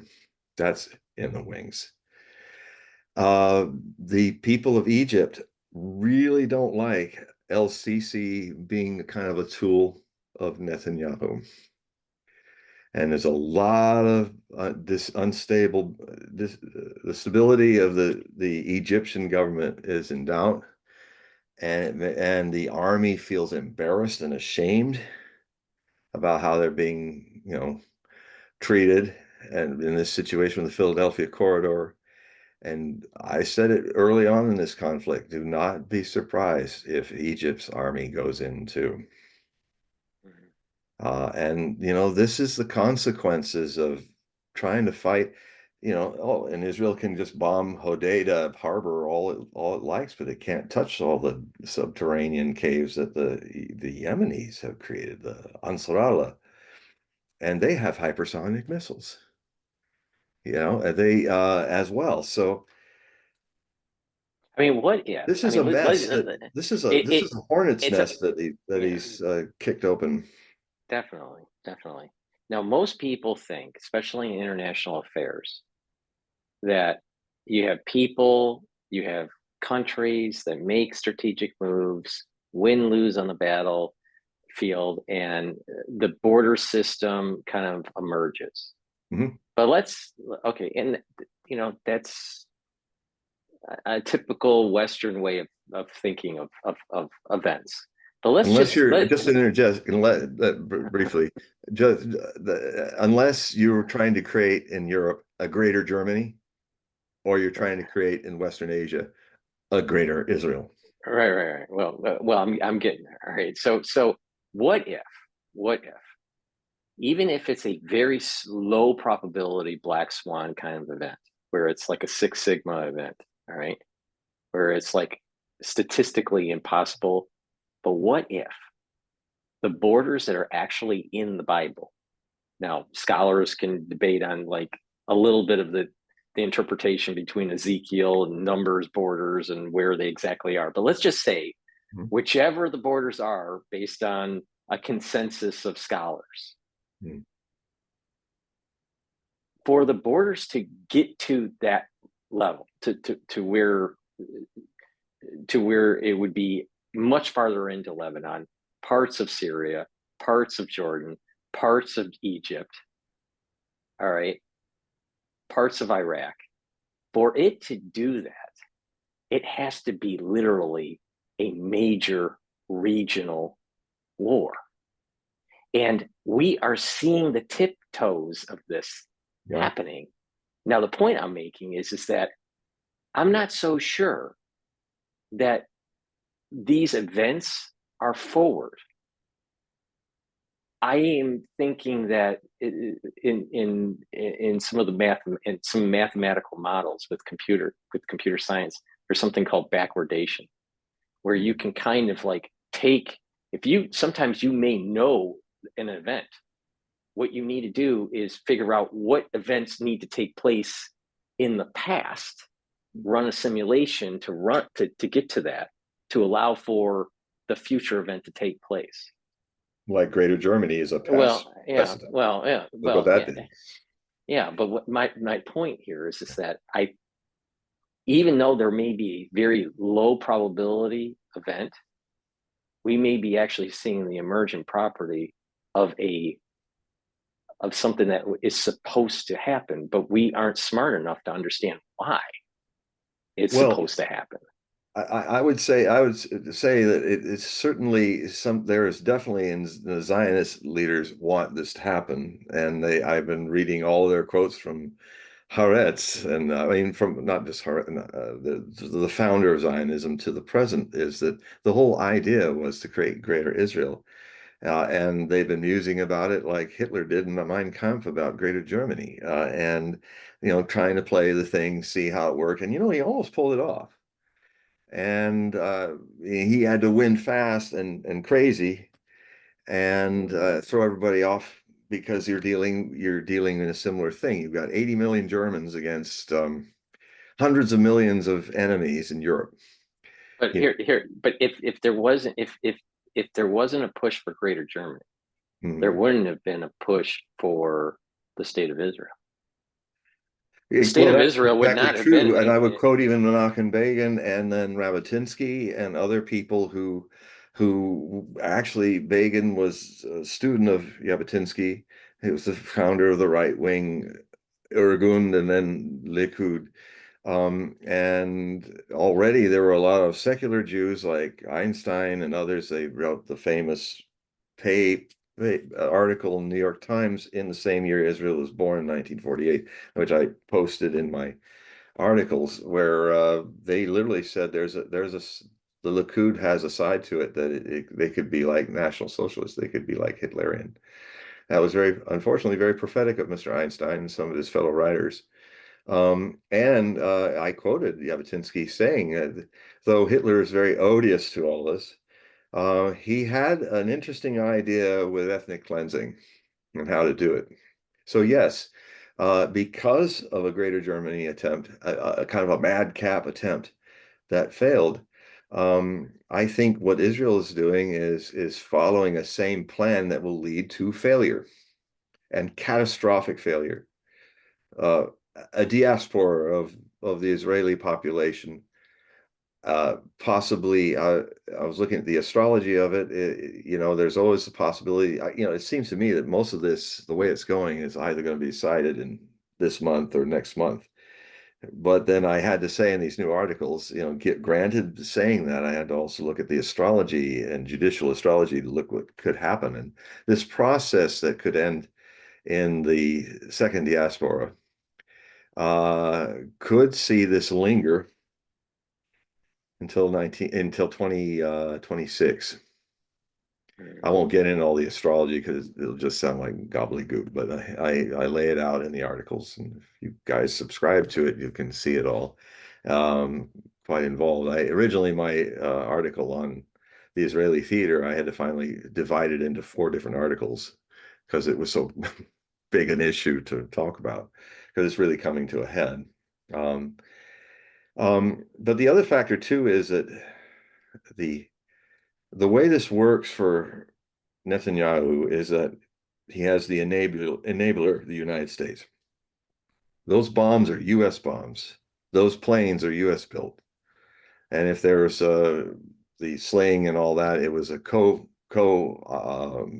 effort by the military industrial complex of both nations. And so one you want to talk about black swan is that America is overstretched. And while this is all happening, there's a political election going on. The president of the United States literally was taken out of power by a coup d'etat in August. And he kind of got a little one back on Kamala Harris by uh, doing something he hadn't done all his presidency. He actually suddenly appeared the very moment Kamala Harris was going to take credit for the strike of the longshoremen. He suddenly stepped up, and all the cameras all around the world went to him because he'd never walked into the press corps department before, and he did a press corps interview. And he said some interesting things. And being that he's a Scorpio like myself, I get him a lot of ways. he was doing the Klingon serves the revenge cold to Miss Harris. He basically saying, well, I just here to say for the record that and he was talking about how proud he was, but it was like a double-edged sword. He was saying because Kamala Harris trying to pretend that she hasn't been exactly signing off on everything he's done, which is pissing everybody, but led to him being supplanted by her. But he kind of coming up for his own need to settle the score. He said because he hates Obama now, they're not talking anymore. This is the second time Obama stiffed him off, and when he was vice president, he did it, and then he does it when he's president. So they are enemies now. So he's going after Obama's protege, which is Kamala Harris, and saying, well, she signed off on all the treaties and orders and things that I've done in my presidency. All the things that Trump's people and Kennedy and the others are saying are failed. But he was literally saying, well, if I'm going down, what I saw is he's saying, if I'm going down, she's going down with me. And so, but of course, it's an interesting thing I'm watching too, because in CNN and all there, I've never seen the people who are playing the devil's advocate, like the Republican in CNN. There's a guy there that's just nailing it, and just it's almost like CNN is helping it happen. And here's why. You have in Biden and in Donald Trump staunch Zionists, and Bobby Kennedy too. So there's another way this could work out to get out of the hole. And then Kamala Harris she's just amoral. Uh, she doesn't have what it takes to even run a bath, let alone run a presidency. And people are starting to see it, and people are starting to pull away. And it could actually be a landslide if there's not enough illegal aliens that can illegally vote in this election, which is definitely being planned. But there's also so much evidence of it that this could really throw a monkey wrench legally into a lot of things. It won't, if there's legal actions for this election, it's going to stick more on the demographic party for trying to turn the country, just like Likud did, to a right-wing country where the majority is still, in fact, Netanyahu's polls have gone way up. He's like, well, he's going to get it done. Where it's kind of scary and we're on the edge, but hell, we're always on the edge here. So let's get it done. Let's take care of everybody in one shot. It's and that there's a very strong feeling in Israel for that. The tribal nature, it's us or them, and so he knows it. He's playing that. He's a genius, a diabolical genius politically. I have a lot of respect for him for that. I don't think he's a very nice human being, and he might very well be the man who destroys human civilization. But he's a very interesting man, and what a survivor. But it's his being so good at it that's setting himself up for a very, very big fall, just like Hitler, because he gambles just like Hitler and he wins just like Hitler until he takes too long a step.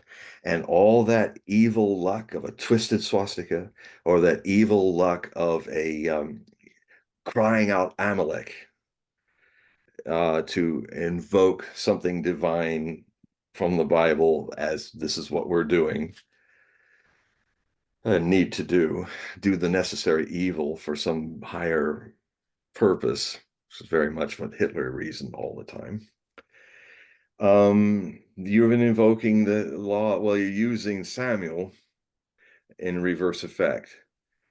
And what happens is in Nordic mythology, which was a basic, Wagner and Tolkien both did their epics, Lord of the Rings for Tolkien, the Ring of the Nibelungen for his 4-part opera music drama, Wagner. They all came from the same sources, Tolkien and Wagner. Now, the Ring of Power was Sauron's ring, was that beautiful ring with the dark elvish flaming letters in it. But Wagner used the more traditional Norse interpretation. The ring that Albrecht creates by renouncing love, he gives him the power to know how to take this bar of red gold that glows under the water at sunrise for the Rhine Maiden's garden, to shrink it into a ring forge it into a ring without losing any of the gold. Somehow this way of shrinking it. So that it's a ring that's designed like a serpent wrapped around your finger who's holding the tail in his mouth to make the ring. The ring of power, if it's wisely held, the serpent does not lust to gain more power and eat more power by eating its tail until there's no serpent anymore. And the curse of the ring is that that's what happens. It eats up the person using it. It eats up the nation that follows its magic. The swastika, the things like this. Hitler, when he started using this dark magic to his success, it just set the stage for it to turn on him. And he couldn't lose until 42. He couldn't win for the rest of the war. And he even said, I feel like some curse is on me. I don't understand why I can't. Everything's going wrong. And it utterly devoured the greater German Reich. And unfortunately, I predict it will utterly devour the greater Israel attempt of these people who presume to know God's mystery and speak for God's mystery, just like Hitler did. It's a bad turn. It's got all the things that can argue its favor in this gamble, even backed by religious. We have to do it. It's going to be a disaster. And it could very well, as a lot of Kabbalist rebbes that I have contacts with through some contacts in America, they're expecting the state of Israel to be destroyed. And then people will have to back off, relax, reflect, and then look at the other possibilities of prophecy, which were not a robbery of land. Now you got your state, but you robbed it. It's a sin. That's not how it's supposed to happen. The temple's not, it's going to come down, and the Torah Jews and all many other sects of Judaism understand this, and Kabbalism. But the ethnocentric supremacists, that those rebbes that have drunk that Kool-Aid, they're twisting Talmudic law, I say. Because if this argument is foisted and it becomes empowered, how can there be any other discussions? The synagogues will be destroyed. The cities of Israel will be destroyed. There will be no room for talk and argument anymore. There'll just be ruins. And there'll be a people cast to the four winds once again through their own hubris of a few of them who took power over all of them. That's what I see. I don't like that I see it. I'm part Jewish myself. I don't like this. But it's simple. We were talking about math. Well, it is simple math. 9 million people cannot defeat nearly 500 million people that turn into enemies in the same neighborhood. If your only fallback is America when it's enabling you because it's arming you to do all this genociding and stuff, if its fleet is a white elephant, carriers are a thing of the past, this war may prove, or the war at some time may prove, how completely useless are those poor guys and gals that are crewing 5,000 strong in all those carriers. And if this war, and Netanyahu is his ace in the hole is to create such a danger that how can the Americans, since the government is owned by AIPAC, how can the American government not come in to save us from ourselves and come in directly into our war and go directly after Iran? You're going to see them losing carriers. You're going to see the U.S. fleet sinking. There's so many prophecies in Nostradamus about that. And I've spoken about those before. I mean, this is a disaster that has not been seen since somebody tried to create a greater German Reich. And now I was trying to create a greater Israeli Israel. And yet, back again to the discussions and the debates that are happening. I mean, I always rely on the first three times the Lord of Hosts talked to Abraham about the promised land and gave and listed out the lands that were his and his people, his seed. Now, this basic idea that the vessel of the seed makes a difference to the seed of Abraham, that Hagar had Ishmael first, that I think he was a teenager by the time Isaac was born, but Sarah was barren. And what was Abraham to do? He asked Sarah if he could put his seed into Hagar, her servant girl. She had agreed to it, wasn't coerced. Sarah agreed to it because, yeah, I'm barren. I'm too old. We can't we can't make this covenant work unless we think this out and find a way. So Hagar took Abraham's seed and created Ishmael. And then later, Isaac, the father of the Hebrews, father of the Arabs, Ishmael, gained the seed. And I see people selectively forgetting in a lot of the arguments and debates about this among scholars and among some of the people who are just outright fascists, Zionists, who often come visit my email and say really nasty things and threatening things. But I take the responsibility for saying my view, and that it's going to upset some people. So it doesn't bother me. This is my responsibility. But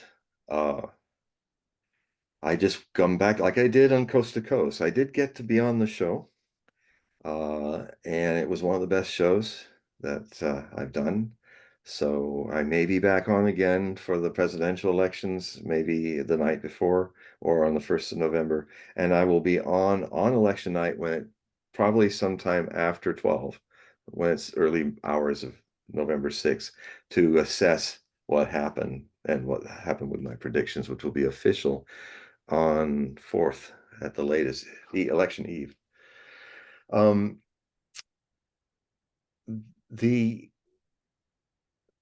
I had a number of phone calls, and it was an interesting spread. But at the end, the last phone call was definitely a Zionist, and went really at me and said these things. But I had this little talk about him about the seed. In biblical lore, the seed of the man is the seed. It is the primary, obviously, because if there was no seed, there'd be no wombs fertilized by the seed. So if this seed is from the father, that's where you gain the family name and the family seed. It is secondary who the womb is. I'm not saying I agree or disagree with this. I'm just simply the facts of life, birds and the bees. The seed is the progenitor that requires a vessel, the womb, to create a person. And it's then said that it's the man because he's also a seed bearer that keeps the seed of a line, not the female. These are not my opinions. This is kind of how it's laid out in the biblical reality. So it doesn't matter. It doesn't matter if what are people who are Zionists saying? Are they saying that the seed going into Hagar suddenly is not Abraham's seed anymore because it went into the wrong ventris? Oh, but Sarah, because suddenly she was fertile again, and we can presume that God wanted her to also have seed too. Well, maybe God wanted to expand the cousin brothers and cousin sisters of the Semitic race. I mean, it's when people throw out you're an anti-Semite. I have to say, first off, I'm part Semite, so that's not possible. Secondly, Palestinians are Semites of the same seed of Abraham. Lebanese are Semites, same seed of Abraham. Because of the Arab Arab Ishmael. So I think that the real argument we should be having, that's been thousands of years in different sects of Judaism arguing it, is who is bending the law to suit their own ego? Who's bending the law to make one side superior and the other side inferior? I think a lot of the writings after the first, before Isaac was there, it's not his fault. He gets born. Now you have two from Sarah and the servant girl. So that causes a little controversy, I'm sure, in simple fact. And it's only after that that all the other seven or so of the total of messages from God, it gets augmented. And suddenly now it's all about Isaac being number one and the Arabs being number two. And that slowly leads over years to Zionism, that the promised land is only for Jews. The chosen people are the Jews, although it's the same seed of Abraham. You know, I just point out the seed, if the seed's the same, you can't choose. You have to listen to the first three messages of the Lord of Hosts, who said, this was for all of my seed, all of Abraham's seed. Well, now there's two lines of Abraham's seed. So they all should be living in harmony in the promised land. It's their promised land. It's Palestine's promise. Palestinian promised land is as much to the Jews. And if you don't work it out, you'll turn it into a burning cinder, this promised land, in the near future. Because Israel has nukes. It's a rogue nuclear state. It has them, according to global law, world law, it's illegal. They have not declared that they are a nuclear power. Pakistan has declared, and Pakistan is waiting if nukes are used. So that's basically, I guess we can just leave it there. It's Well, I definitely want to remind the audience, please click the link in the video. That'll take you to John's website. You can sign up for his periodical, and you can also do a reading. That way you can help support his work, and you know, he can continue the mission on informing people what, you know, how to look at world events in a different lens. I think we showed a few examples on how you can look at, you know, world events in a different lens. You know, I just I'm just I here to think the make. audience, yeah, I think, you know, what it is the audience that there are Muslims that watch, there are Jews that watch, there are liberal Jews, there are Orthodox Jews, there are, you know, there's just so many different people, and I think you're bringing up a good point about the seed of Abraham, and you know, I think if you take it from the perspective of the seed of Abraham. Abraham, what does Abraham represent? Abraham represents monotheism. And what's the largest religions in the world? It's, you know, it's Christianity, Islam, Christianity, Islam, and Judaism, you Judaism. know, right? So the seed of Abraham, you're right, is about monotheism. You know, Yeah. now, you know, if you want to get into, you know, a little bit more esoteric aspect to this, it's really the angel said not to Abraham, the angel said to Sarah that she was going to have a child. And so, you know, so that would mean that it's her egg, not Hagar's egg. So Yeah. Sarah But did it's so still what Abraham's seed. yeah. But That doesn't change it. yeah, but no, that you're right. You're right. Wait. For monotheism, for monotheism. But the thing is that where Sarah went wrong is she didn't believe the angel. Her She had clock was ticking. grounds. She was old. She Her was like yeah, 70 or something, but you the know. thing is, yeah, well, I thought she was 100. It's an honest mistake. Yeah, but she didn't believe, and so therefore, you know, it caused problem. And then the other esoteric aspect to this is that Judaism comes off the line of the mother, not the father. So there is something to be said about the angel blessing the egg of the female. And so Well, maybe the there Quran had an so angel there's two blessing things, Hagar.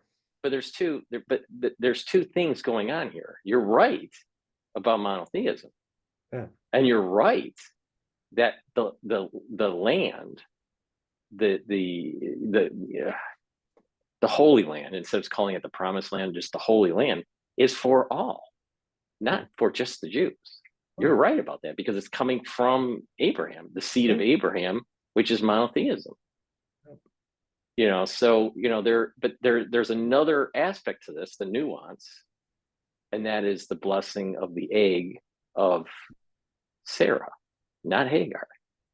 And so it adds to a complexity that, That's what the Jews say. I don't know if the Arabs have the same story. Well, no, that's you're right. You're right. The Arabs, say one thing, and the Jews say another. But I the read the thing is Quran that, and they make it. It's the whole story is reversed. Yeah, well, you're right. that Ishmael is the top Semite. Yeah, well, I wouldn't say it. I don't think there is a top Semite, but but the thing Well, is that there the is the question. legitimate and the illegitimate. That Well, maybe it's a little more cleverly nuanced, but the feeling I got from Muhammad was that although he was, Islam is not predisposed to hate Jews and yeah, but be nasty.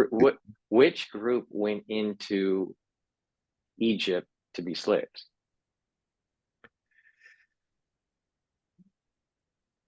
They had a choice, didn't have to do that. It was Jacob's line, not Jacob, Esau's line, and not Ishmael's line. okay.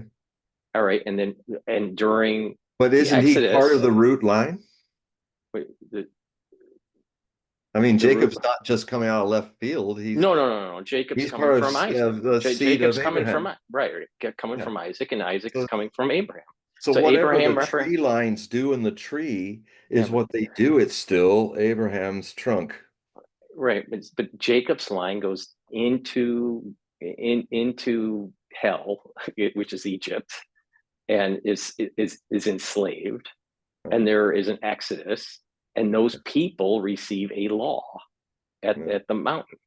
Yeah. That did not happen with Ishmael. That did not happen with Esau.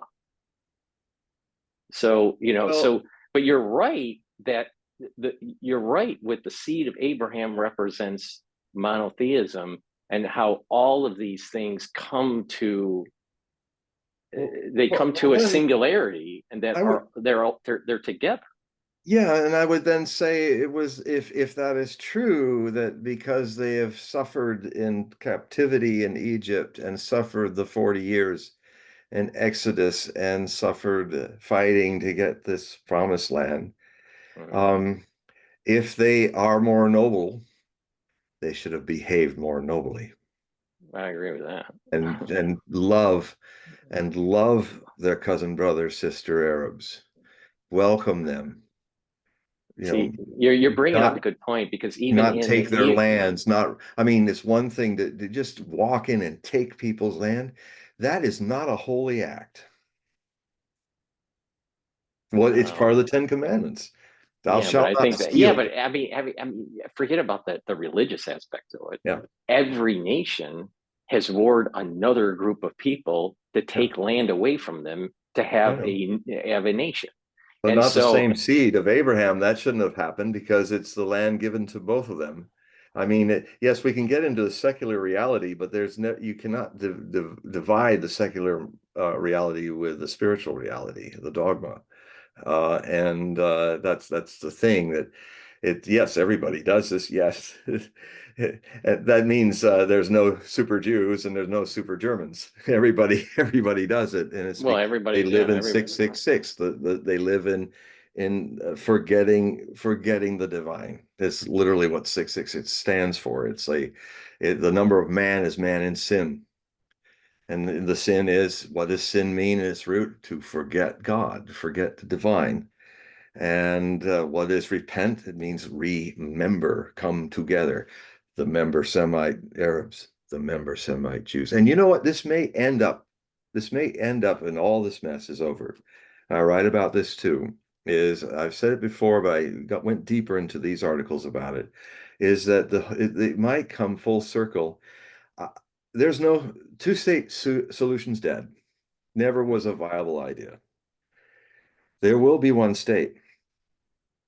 And I think the seed of Abraham kind of understands this better than the seed of no seed of that created the Arabs are more involved in this than the seed that created the Hebrews, because I mean, you'll hear in that the Palestinians just want to live in peace, and that they want to actually share the land.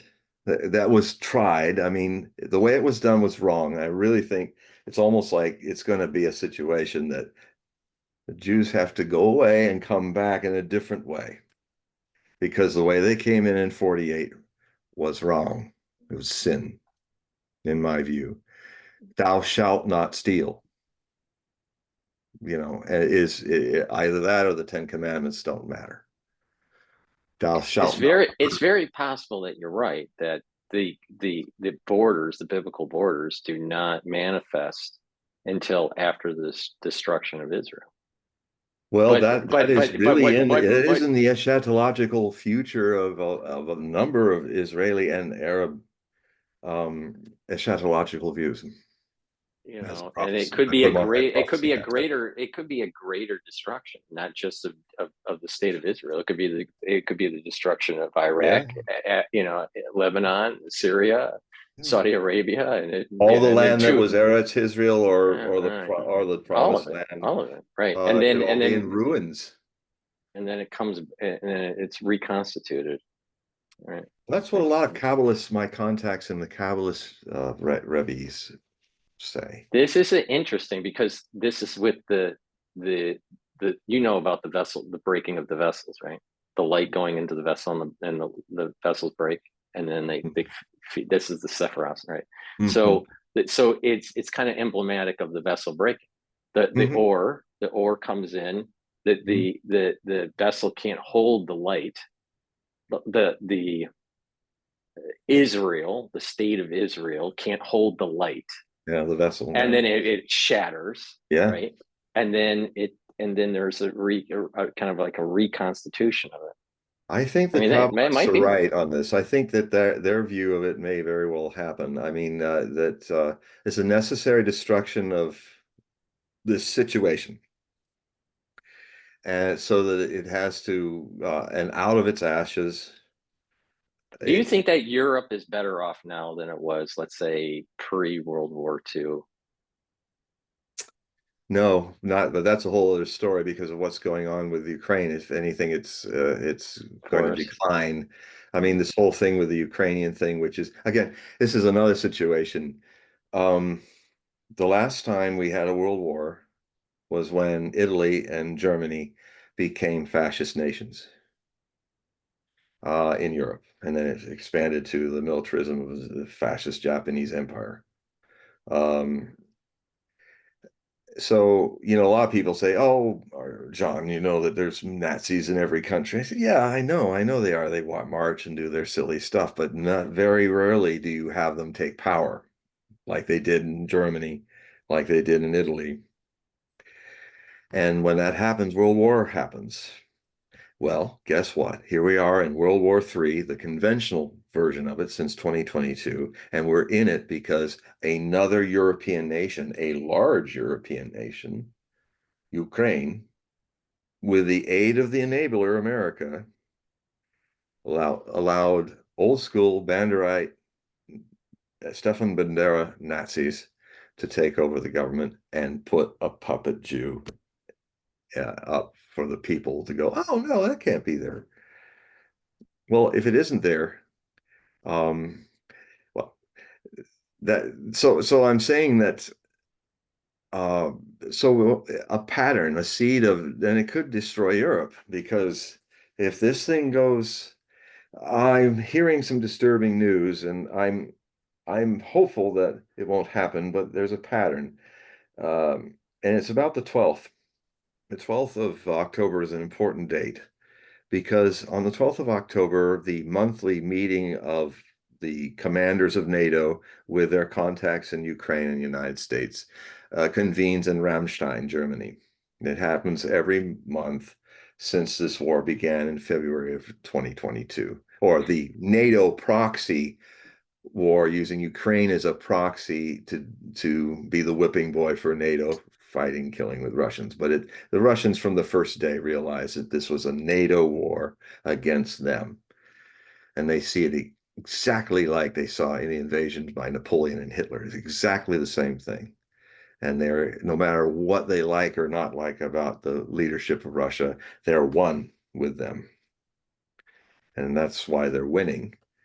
Um, and NATO, which has exhausted all of its weapons, has really nothing to fight with anymore, and will take many years to build it because their industrial complex is all about profit, not purpose.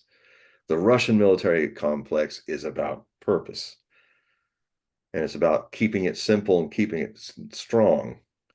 They don't make F-35 fighters that can do this and that and wash your face while you're pushing a missile or something like that, and something breaks. Well, John, what's scary, what you're saying, kind of, this is like, remember what I said about that IDF soldier that was at the shoal, and he said Mhm. that he was told that he was going to be deployed into Mm, Lebanon, mm, and this is going to most likely take place after Sukkot.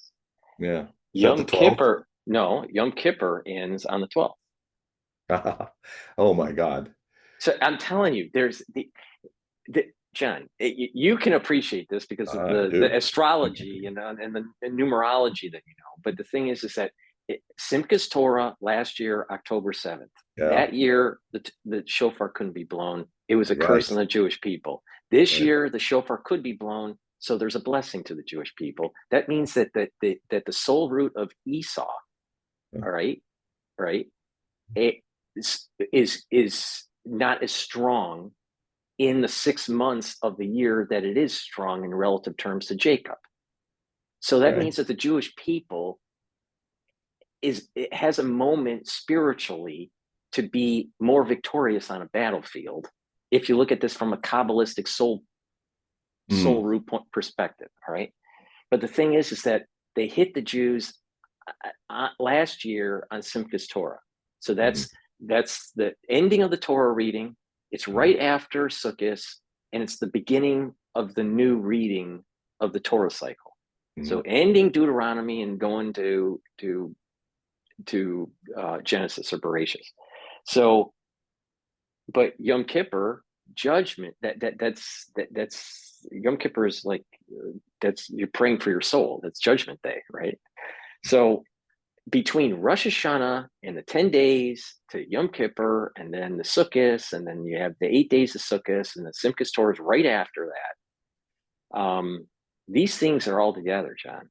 I mean, Mm, there's some powerful energy that's happening here, and mm. that I call people like yourself the sensitives. Meaning that you are in tune to this. You can hear the harmonic, or you can feel the energy. For the And Discord. right. So something is boiling. Something's Well, boiling, and it's and you're bringing up dates that are like it yeah. coincides right to the high holy dates. I mean, right, So, exactly. so it's important then incumbent upon me to explain what's going on in Ramstein potentially on the 12th.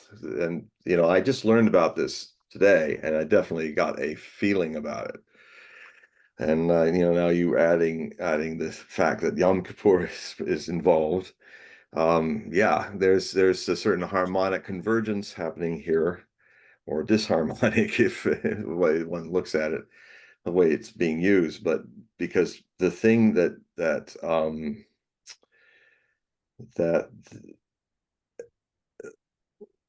it was Military Summary Channel. Dima is a white Russian guy he's the best mapper of the Ukrainian mappers. He really waits until he really has proof positive that things have changed on the battlefield. And he's doing quite a remarkable job during this war. And there's a lot of really good mappers doing stuff, but he's the top. And he was talking about his sources, and they're usually pretty good. But he was basically saying what the European NATO countries are going to petition to do on the 12th is they are going to press to get that thing that Biden said they couldn't use. That is deep missiles. The missiles are already being moved to be in Ukraine by the time of the 12th. And what that means is because they're going to they want to give Zelensky, who's losing his mind anyway, he thinks he can win, and he can't win unless he has missiles that he can fire deep into the Russian territory, real Russia, non-disputed Russia, deep all the way to Moscow and beyond. Now, last month, the Russians changed their nuclear doctrine in response to this and did something that they don't want to do, but they're dealing with nut jobs in the West who just don't believe that they're doing anything but bluffing. The danger with that is maybe they are bluffing until they are not, and then you're all dead. So it's a dangerous game to say, oh, he's bluffing, but he's keeping escalating. Now they've had to do something they didn't want to do, but they had to get our attention in the West. And what they did is they made it clear that any nuclear nation who is aiding and abetting a non-nuclear nation in a war with us, and if you then fire in the name of Ukraine, but you're piloting it, you nuclear nation, deep into Russia, we will consider that an act of war, and all our options, including nuclear, are on the table. They've already moved their nukes. They're already getting ready. They're already moving their stuff around and getting ready for the potential of having to. And this means not just bombing that nation, non-nuclear nation like Ukraine, with conventional and other things. They're going to target the nuclear nations in NATO, the United States, Britain, and France. And what happened on, I guess it was in late September, Keir Starmer, Prime Minister of Stammer, I guess. A strange name, strange man. He came with his delegation from London to see Biden in the White House with his red packet in his hand with all the targets that the Storm Shadows and some other longer range things we're going to use go deeper into Russia. But what happened is this message was given to the Pentagon from the generals and the head of Russia, Gerasimov and other people. And they got on the hotline and said, look, and I think they probably even got a list of targets. Like, we already got our targets, here they are. And our hypersonic missiles you can't shoot down, and all your targets are going across Europe. Now, I've been writing about the danger of pushing the Russians to have to make a demonstration to hit. And maybe they start conventionally, because all these hypersonic missiles can do conventional. In fact, if they use the glide bomb, the glide wings, the Avangard, that flies at Mach 27 speed, 27 times the speed of sound. Nothing can shoot it down. Its own kinesthetic energy, I believe, if it just hit just by being so fast hitting a target, would be like a small nuclear explosion, but not radioactive. I mean, if they were throwing that into the government center of Ukraine, all the government buildings, it'd be a crater there. The palace, the Rada, all, it'd be a big, deep crater of a dozen blocks just on its kinesthetic effect. I think it's something like the impact kinetically is 90 tons of TNT, something like that. But it would have a warhead on it too, and even a conventional one that's large. And so these fly in a few minutes. They'll get to their targets before anybody knows what hits them. And the Russians are so far advanced in hypersonic technology and missile defense and all that I've been talking about earlier, and jamming radios and stuff. They're way ahead of the West because we're seeing it. The Western stuff is getting jammed. It's not working. We're way behind. And the danger is when you discover that you're so mournfully behind in waging something with Russia, what's your temptation to do? Launch your nukes. Because that's all you got. You don't have many options. You can't win conventionally. And when the line starts unraveling and the Russians start moving towards the Dnieper River, and that's coming, it's already starting slowly, and it may be for the next month or so. It'll get to a point where people start panicking in the Western leadership again. And when they do that, they always seem to do the thing. They say, no, no, we'll never do that. That's World War III. So Biden got the message this time from the top generals in the Pentagon, who are literally, I've been saying, they are the only people that are a rational barrier against this insanity of Western thinking, trying to talk themselves into winning a nuclear war, completely forgetting mutually assured destruction, which I lived through in the Cuban Missile Crisis. So because Biden was around then too, even though he's suffering dementia, he has his moments, and he was spoken to from the Pentagon, said they mean it this time. They've already drawn up the targets. And then here you got Keir Starmer coming in the room with his targets to hit back Russia. And then they sat down, and Biden had to say, no, we're not going to do it. We're not going to send the JASM, these other missiles, hundreds of them, to Ukraine. These would give, because they want them in Ukraine, these can give them, the Ukrainians, well, it's not the Ukrainians, it gives NATO, allowing the Ukrainian team on the ground with the missile to put in the codes from NATO. So the only thing the Ukrainians are doing is playing human tools. They're not plotting and targeting these. It's NATO. It's America. They're not doing, in fact, that a lot of what Israel is doing is following the American plotting and targeting, even in that theater.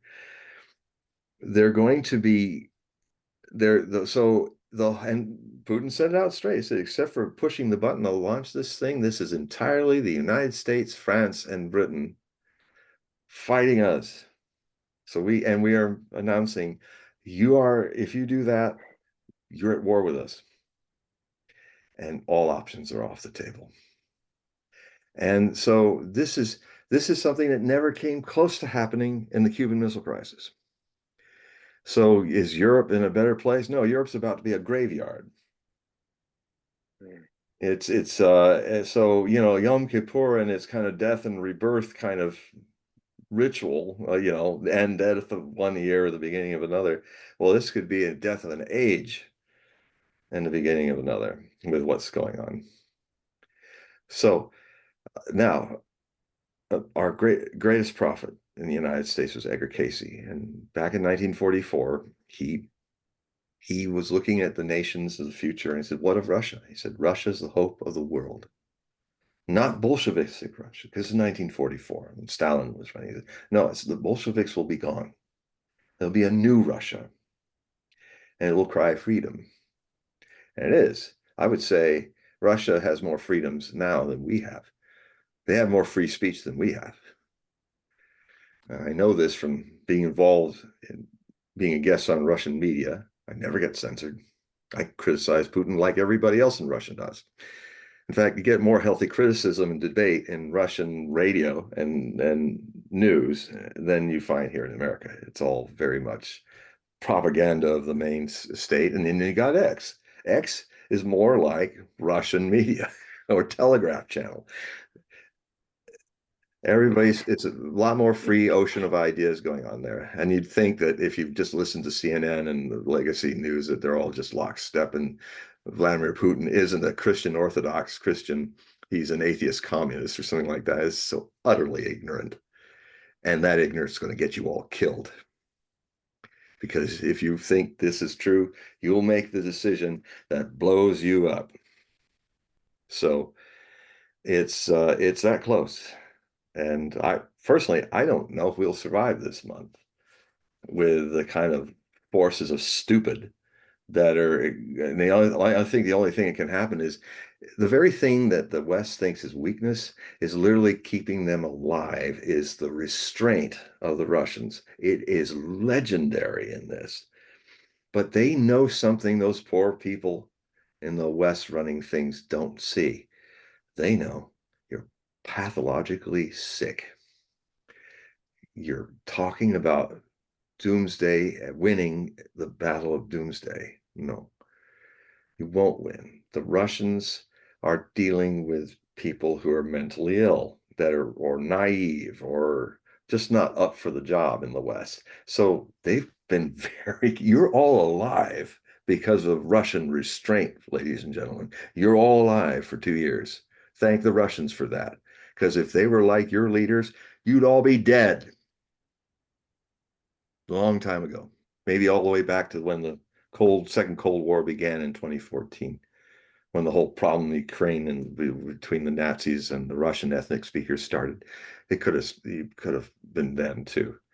But the Russians are patient and resilient, and they are sane. Uh, we are not. Our leaders are not, and our people are misinformed. And that has always been Stormberger, one of the, I've spoken of him before, the guy who predicted the 3 world wars and predicted the first two so clearly, not ambiguously. He said that with open eyes shall the people of the world walk into the catastrophe, which is the Third World War. And he said the Third War. And he said there will be people. I said this to 20 million people on Coast to Coast, which was nice that I got to do this. I read out the World War prophecies. I mean, maybe in our next show, I could do the same and just read them out, because I have them in these articles, and I just read the whole thing out. And then there's 2 articles that one focuses on the Russian version of what's going on, and then the other looks at the same and some more prophecies again about the Israeli-Arab situation that we're in. And they all these prophecies harken back to 1990, when I set them down when I was writing the Millennium Book of Prophecy in India. It was later published 4 years later, 1994, with Harper San Francisco in America. So this is all documented stuff. These passages are stuff I wrote right in the beginning of my career, and they're shockingly accurate to what's looming for us now. Even I was surprised. I don't burden myself trying to remember everything I wrote. So I go back to it and I go, oh my God, I said that. Wow. So I'm as much shocked as you are with me. So I do think in general, we're in some kind of, well, we are in the Hopi purification prophecy. They say, the Hopi. So there are many different traditions around the world that have this idea of an old world ready to die and be replaced by a better world. And this process, according to the Hopi, has happened 4 times, that humanity's gone through a destruction process, and then survivors start again another world, the first world, the second world, the third. And we're currently in the 4th world, which actually it was caused by a flood. So, another link to Noah and all of that's shared all over the world. This one will be a fire, and the purification will be through flames. And the Hopi, I wrote, it's a small book, it's a very popular book. It's the Essential Hopi Prophecies. If you go on Amazon and type in my name, or get on one of my, type in my name and find my author's page, you can see the books there. But I strongly recommend you all go out and buy. It's in email as well as in print, that you can choose. And it's a short book, but it's the fundamental prophecies of the Hopi. It's not all the extra baggage that when the Hopi prophecies became famous, that a lot of people added stuff, which is just their minds. Has nothing to do with Hopi prophecies. So it's just like, if you want to really find out what Close Encounters of the Third Kind stories are about, I would be less involved with reading the things that have come since mid 1960s. If you want to read a book where there was no biases involved, where everybody involved, including a psychiatrist involved with a couple named Barney and Betty Hill, who had the first really documented close encounter of a third kind from a psychoanalyst was not had any idea about aliens or anything that he just wanted to help these people who lost several hours of their lives. So he put them under hypnosis. He did hypnosis right. You know, you can, it's a real art to do hypnotic suggestion to people. It's so easy for you to add a word. If you make a, oh, do you mean this? You never do that. Like if, oh, well, these people, they're the grays and stuff. Oh, do you mean they're aliens? Yes, you'll get a yes, because that's when you're under hypnosis, the person will start taking your biases in. This guy was amazing because he transcribed the whole thing. So the way he is a study, this doctor is a study in how to do hypnotic suggestion and find out and not make them be penetrated by your own biases. Very neutral. And it's a remarkable tale, and it's all before it all got muddied up with everything else in the UFO world. It's just become a mess now. Um, so I was inspired by that book, Interrupted Journey by, I think, John Fuller, I believe, was the author. It's called An Interrupted Journey or Interrupted Journey. Very good book. And I think it was in the early to mid 60s that it came out. It's still in publication. It's a classic. Read that. And then the other thing, what I tried to do is I made sure that I would only do the same thing with the Hopi prophecies as I did with that he did with UFOs. Only the stuff that the Hopis actually said, as it was related to good, virtuous Pahanas, the White brothers, like Frank Waters, and there was another fellow, I can't think of his name at the moment, wrote Rolling Thunder, or knew a Hopi named Rolling Thunder, and did share these are the canon of what the Hopis, who hid this in oracular tradition for 1,000 years, and only when the final warning started happening did they say it's now time to tell the world. And I actually met one of the messengers of this, Thomas Banyaka. I gave him a copy of one of my books that had the Hopi prophecies in it just before he died. And he's one of the first messengers, so he's in the book a lot. The Hopis are not complicated in their prophecies. They're very simple and basic and down to earth. And basically, they're saying that they see a situation where there would be an ecological world crisis that would herald the purification, and that and there could be nuclear war, because their final warning. I mean, at first they had the warning of that the white people, Pahana, would come from the east, and they did. Cortez and Columbus, all those people, and that if they had crosses on their ships and their persons, they were the false Pahana. The true Pahana would come with a circle that has no beginning or end. So if they come with big crosses on their sails and stuff, they're coming to cause a holocaust of the Red Brother.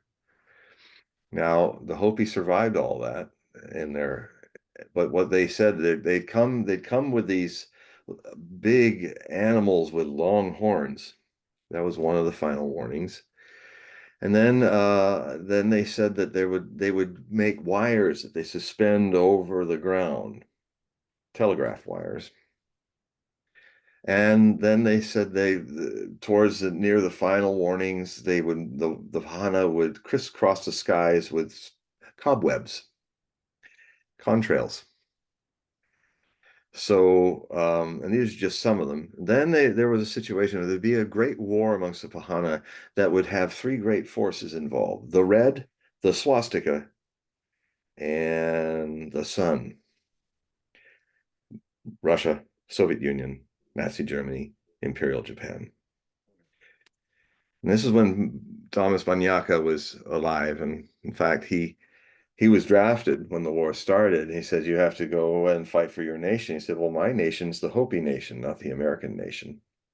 and they arrested him. And the elders said, "This is a trial and test for you," because he did hard labor for 2.5 years, breaking rocks in the desert.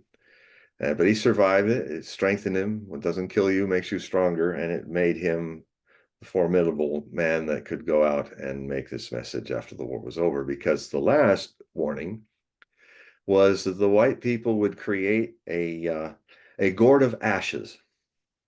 Now, a gourd is Hopi gourds. I mean, there are a lot of gourds that are round and they have a big opening and this and that, but a Hopi gourd is unique in that it's round with a very thin neck. So if you turn it over, it looks like a mushroom cloud, the gourd of ashes. I said it would be lit off near Hopi lands. Alamogordo is near Hopi lands. It would poison the earth that it exploded upon. Nothing would grow there. Radiation. And so these were the final warnings. And the last warnings, the real last warnings, is that the white man would build a teepee orbiting the earth. Now, the Hopi knew that it was not only around Earth, but they called North America Turtle Island. And it actually, if you look at the outline, it looks like from space, a turtle, a Hopi kind of drawing of a turtle. How they did that, who knows? But they're amazing people, and their prophecies have that rare prophecy of just pure simple. It's hard to get the interpretation all muddled. As many native fourth world people are very good at really just spelling it out. And basically, you know, nuclear war and global warming were very much a part of the fire, but also the awakening of consciousness, the fire, the inner fire of your awakened soul is also an option for us. But the fourth world will be destroyed.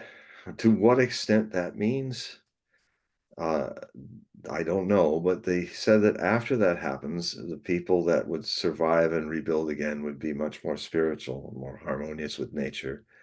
And you know, I see some when I step back from all the complexities of what we've been talking for the last few hours, when I just look at the what basically is it, and when you talk about all the dates coming together, um, this is a purification that's going to happen that's going to destroy a lot of structures and things that we've known. But if it's following the where I think it's going, then this is not the end of us, but it is the end of a lot of things that we've known, because this large epoch of the fourth world, according to them becoming the fifth world, requires a death and rebirth of the human civilization. How that is done, literally or metaphorically, your guess is as good as mine. But certainly, it seems to me that the 2020s are definitely fulfilling the beginning of the fulfilling of the purification of fire prophecies of the Hopi. And we are in it now. So we'll see how it pans out. I mean, the general feeling I got from a lot of Kabbalist sources from my American source was that they just kind of felt, well, yeah, there'll be a nuclear war and it kind of get all wrecked, but we have to kind of start all over again with the concept of Israel being in Palestine. And I've always said, let us drop both names, Israel and Palestine, and call it the nation of Abraham, because it's only a one-state solution that's going to work. When this is all done, there's got to be a situation where the rights of both seats are equally shared, and where a kind of democracy and rules that allow the respect of both Arabs and Jews in Palestine in their shared land, they are to live in harmony as Abraham's seed, as cousin brothers and sisters. And that's the only future that I see for what has been often called Israel and Palestine. in the Middle East. Well, thank you very much, John. And we've gotten to the point where it's been 2.5 hours, I think. Well, that's usually the Almost sign off time. I can go look and see if there's any auroras outside. So, but I want to remind the audience, please make sure that you click the link, go to John's website, sign up for his periodical, sign up for a reading, help support his work. I enjoy these talks, and you know, I always learn something, and you Me know, too. I think that you know, these dates are something that people should, you know, pay attention to, and that Yes. you know, things are, there's a quickening, you know, that's happening, you know. Yes. So, but Well, thank you, John, for thank you, everybody. Thank you for listening to our long but interesting shows. right, right. So, before we go, you have to say goodbye to everybody, John. Just our tradition. Goodbye, everybody. Bless you. All right, let me stop the recording here.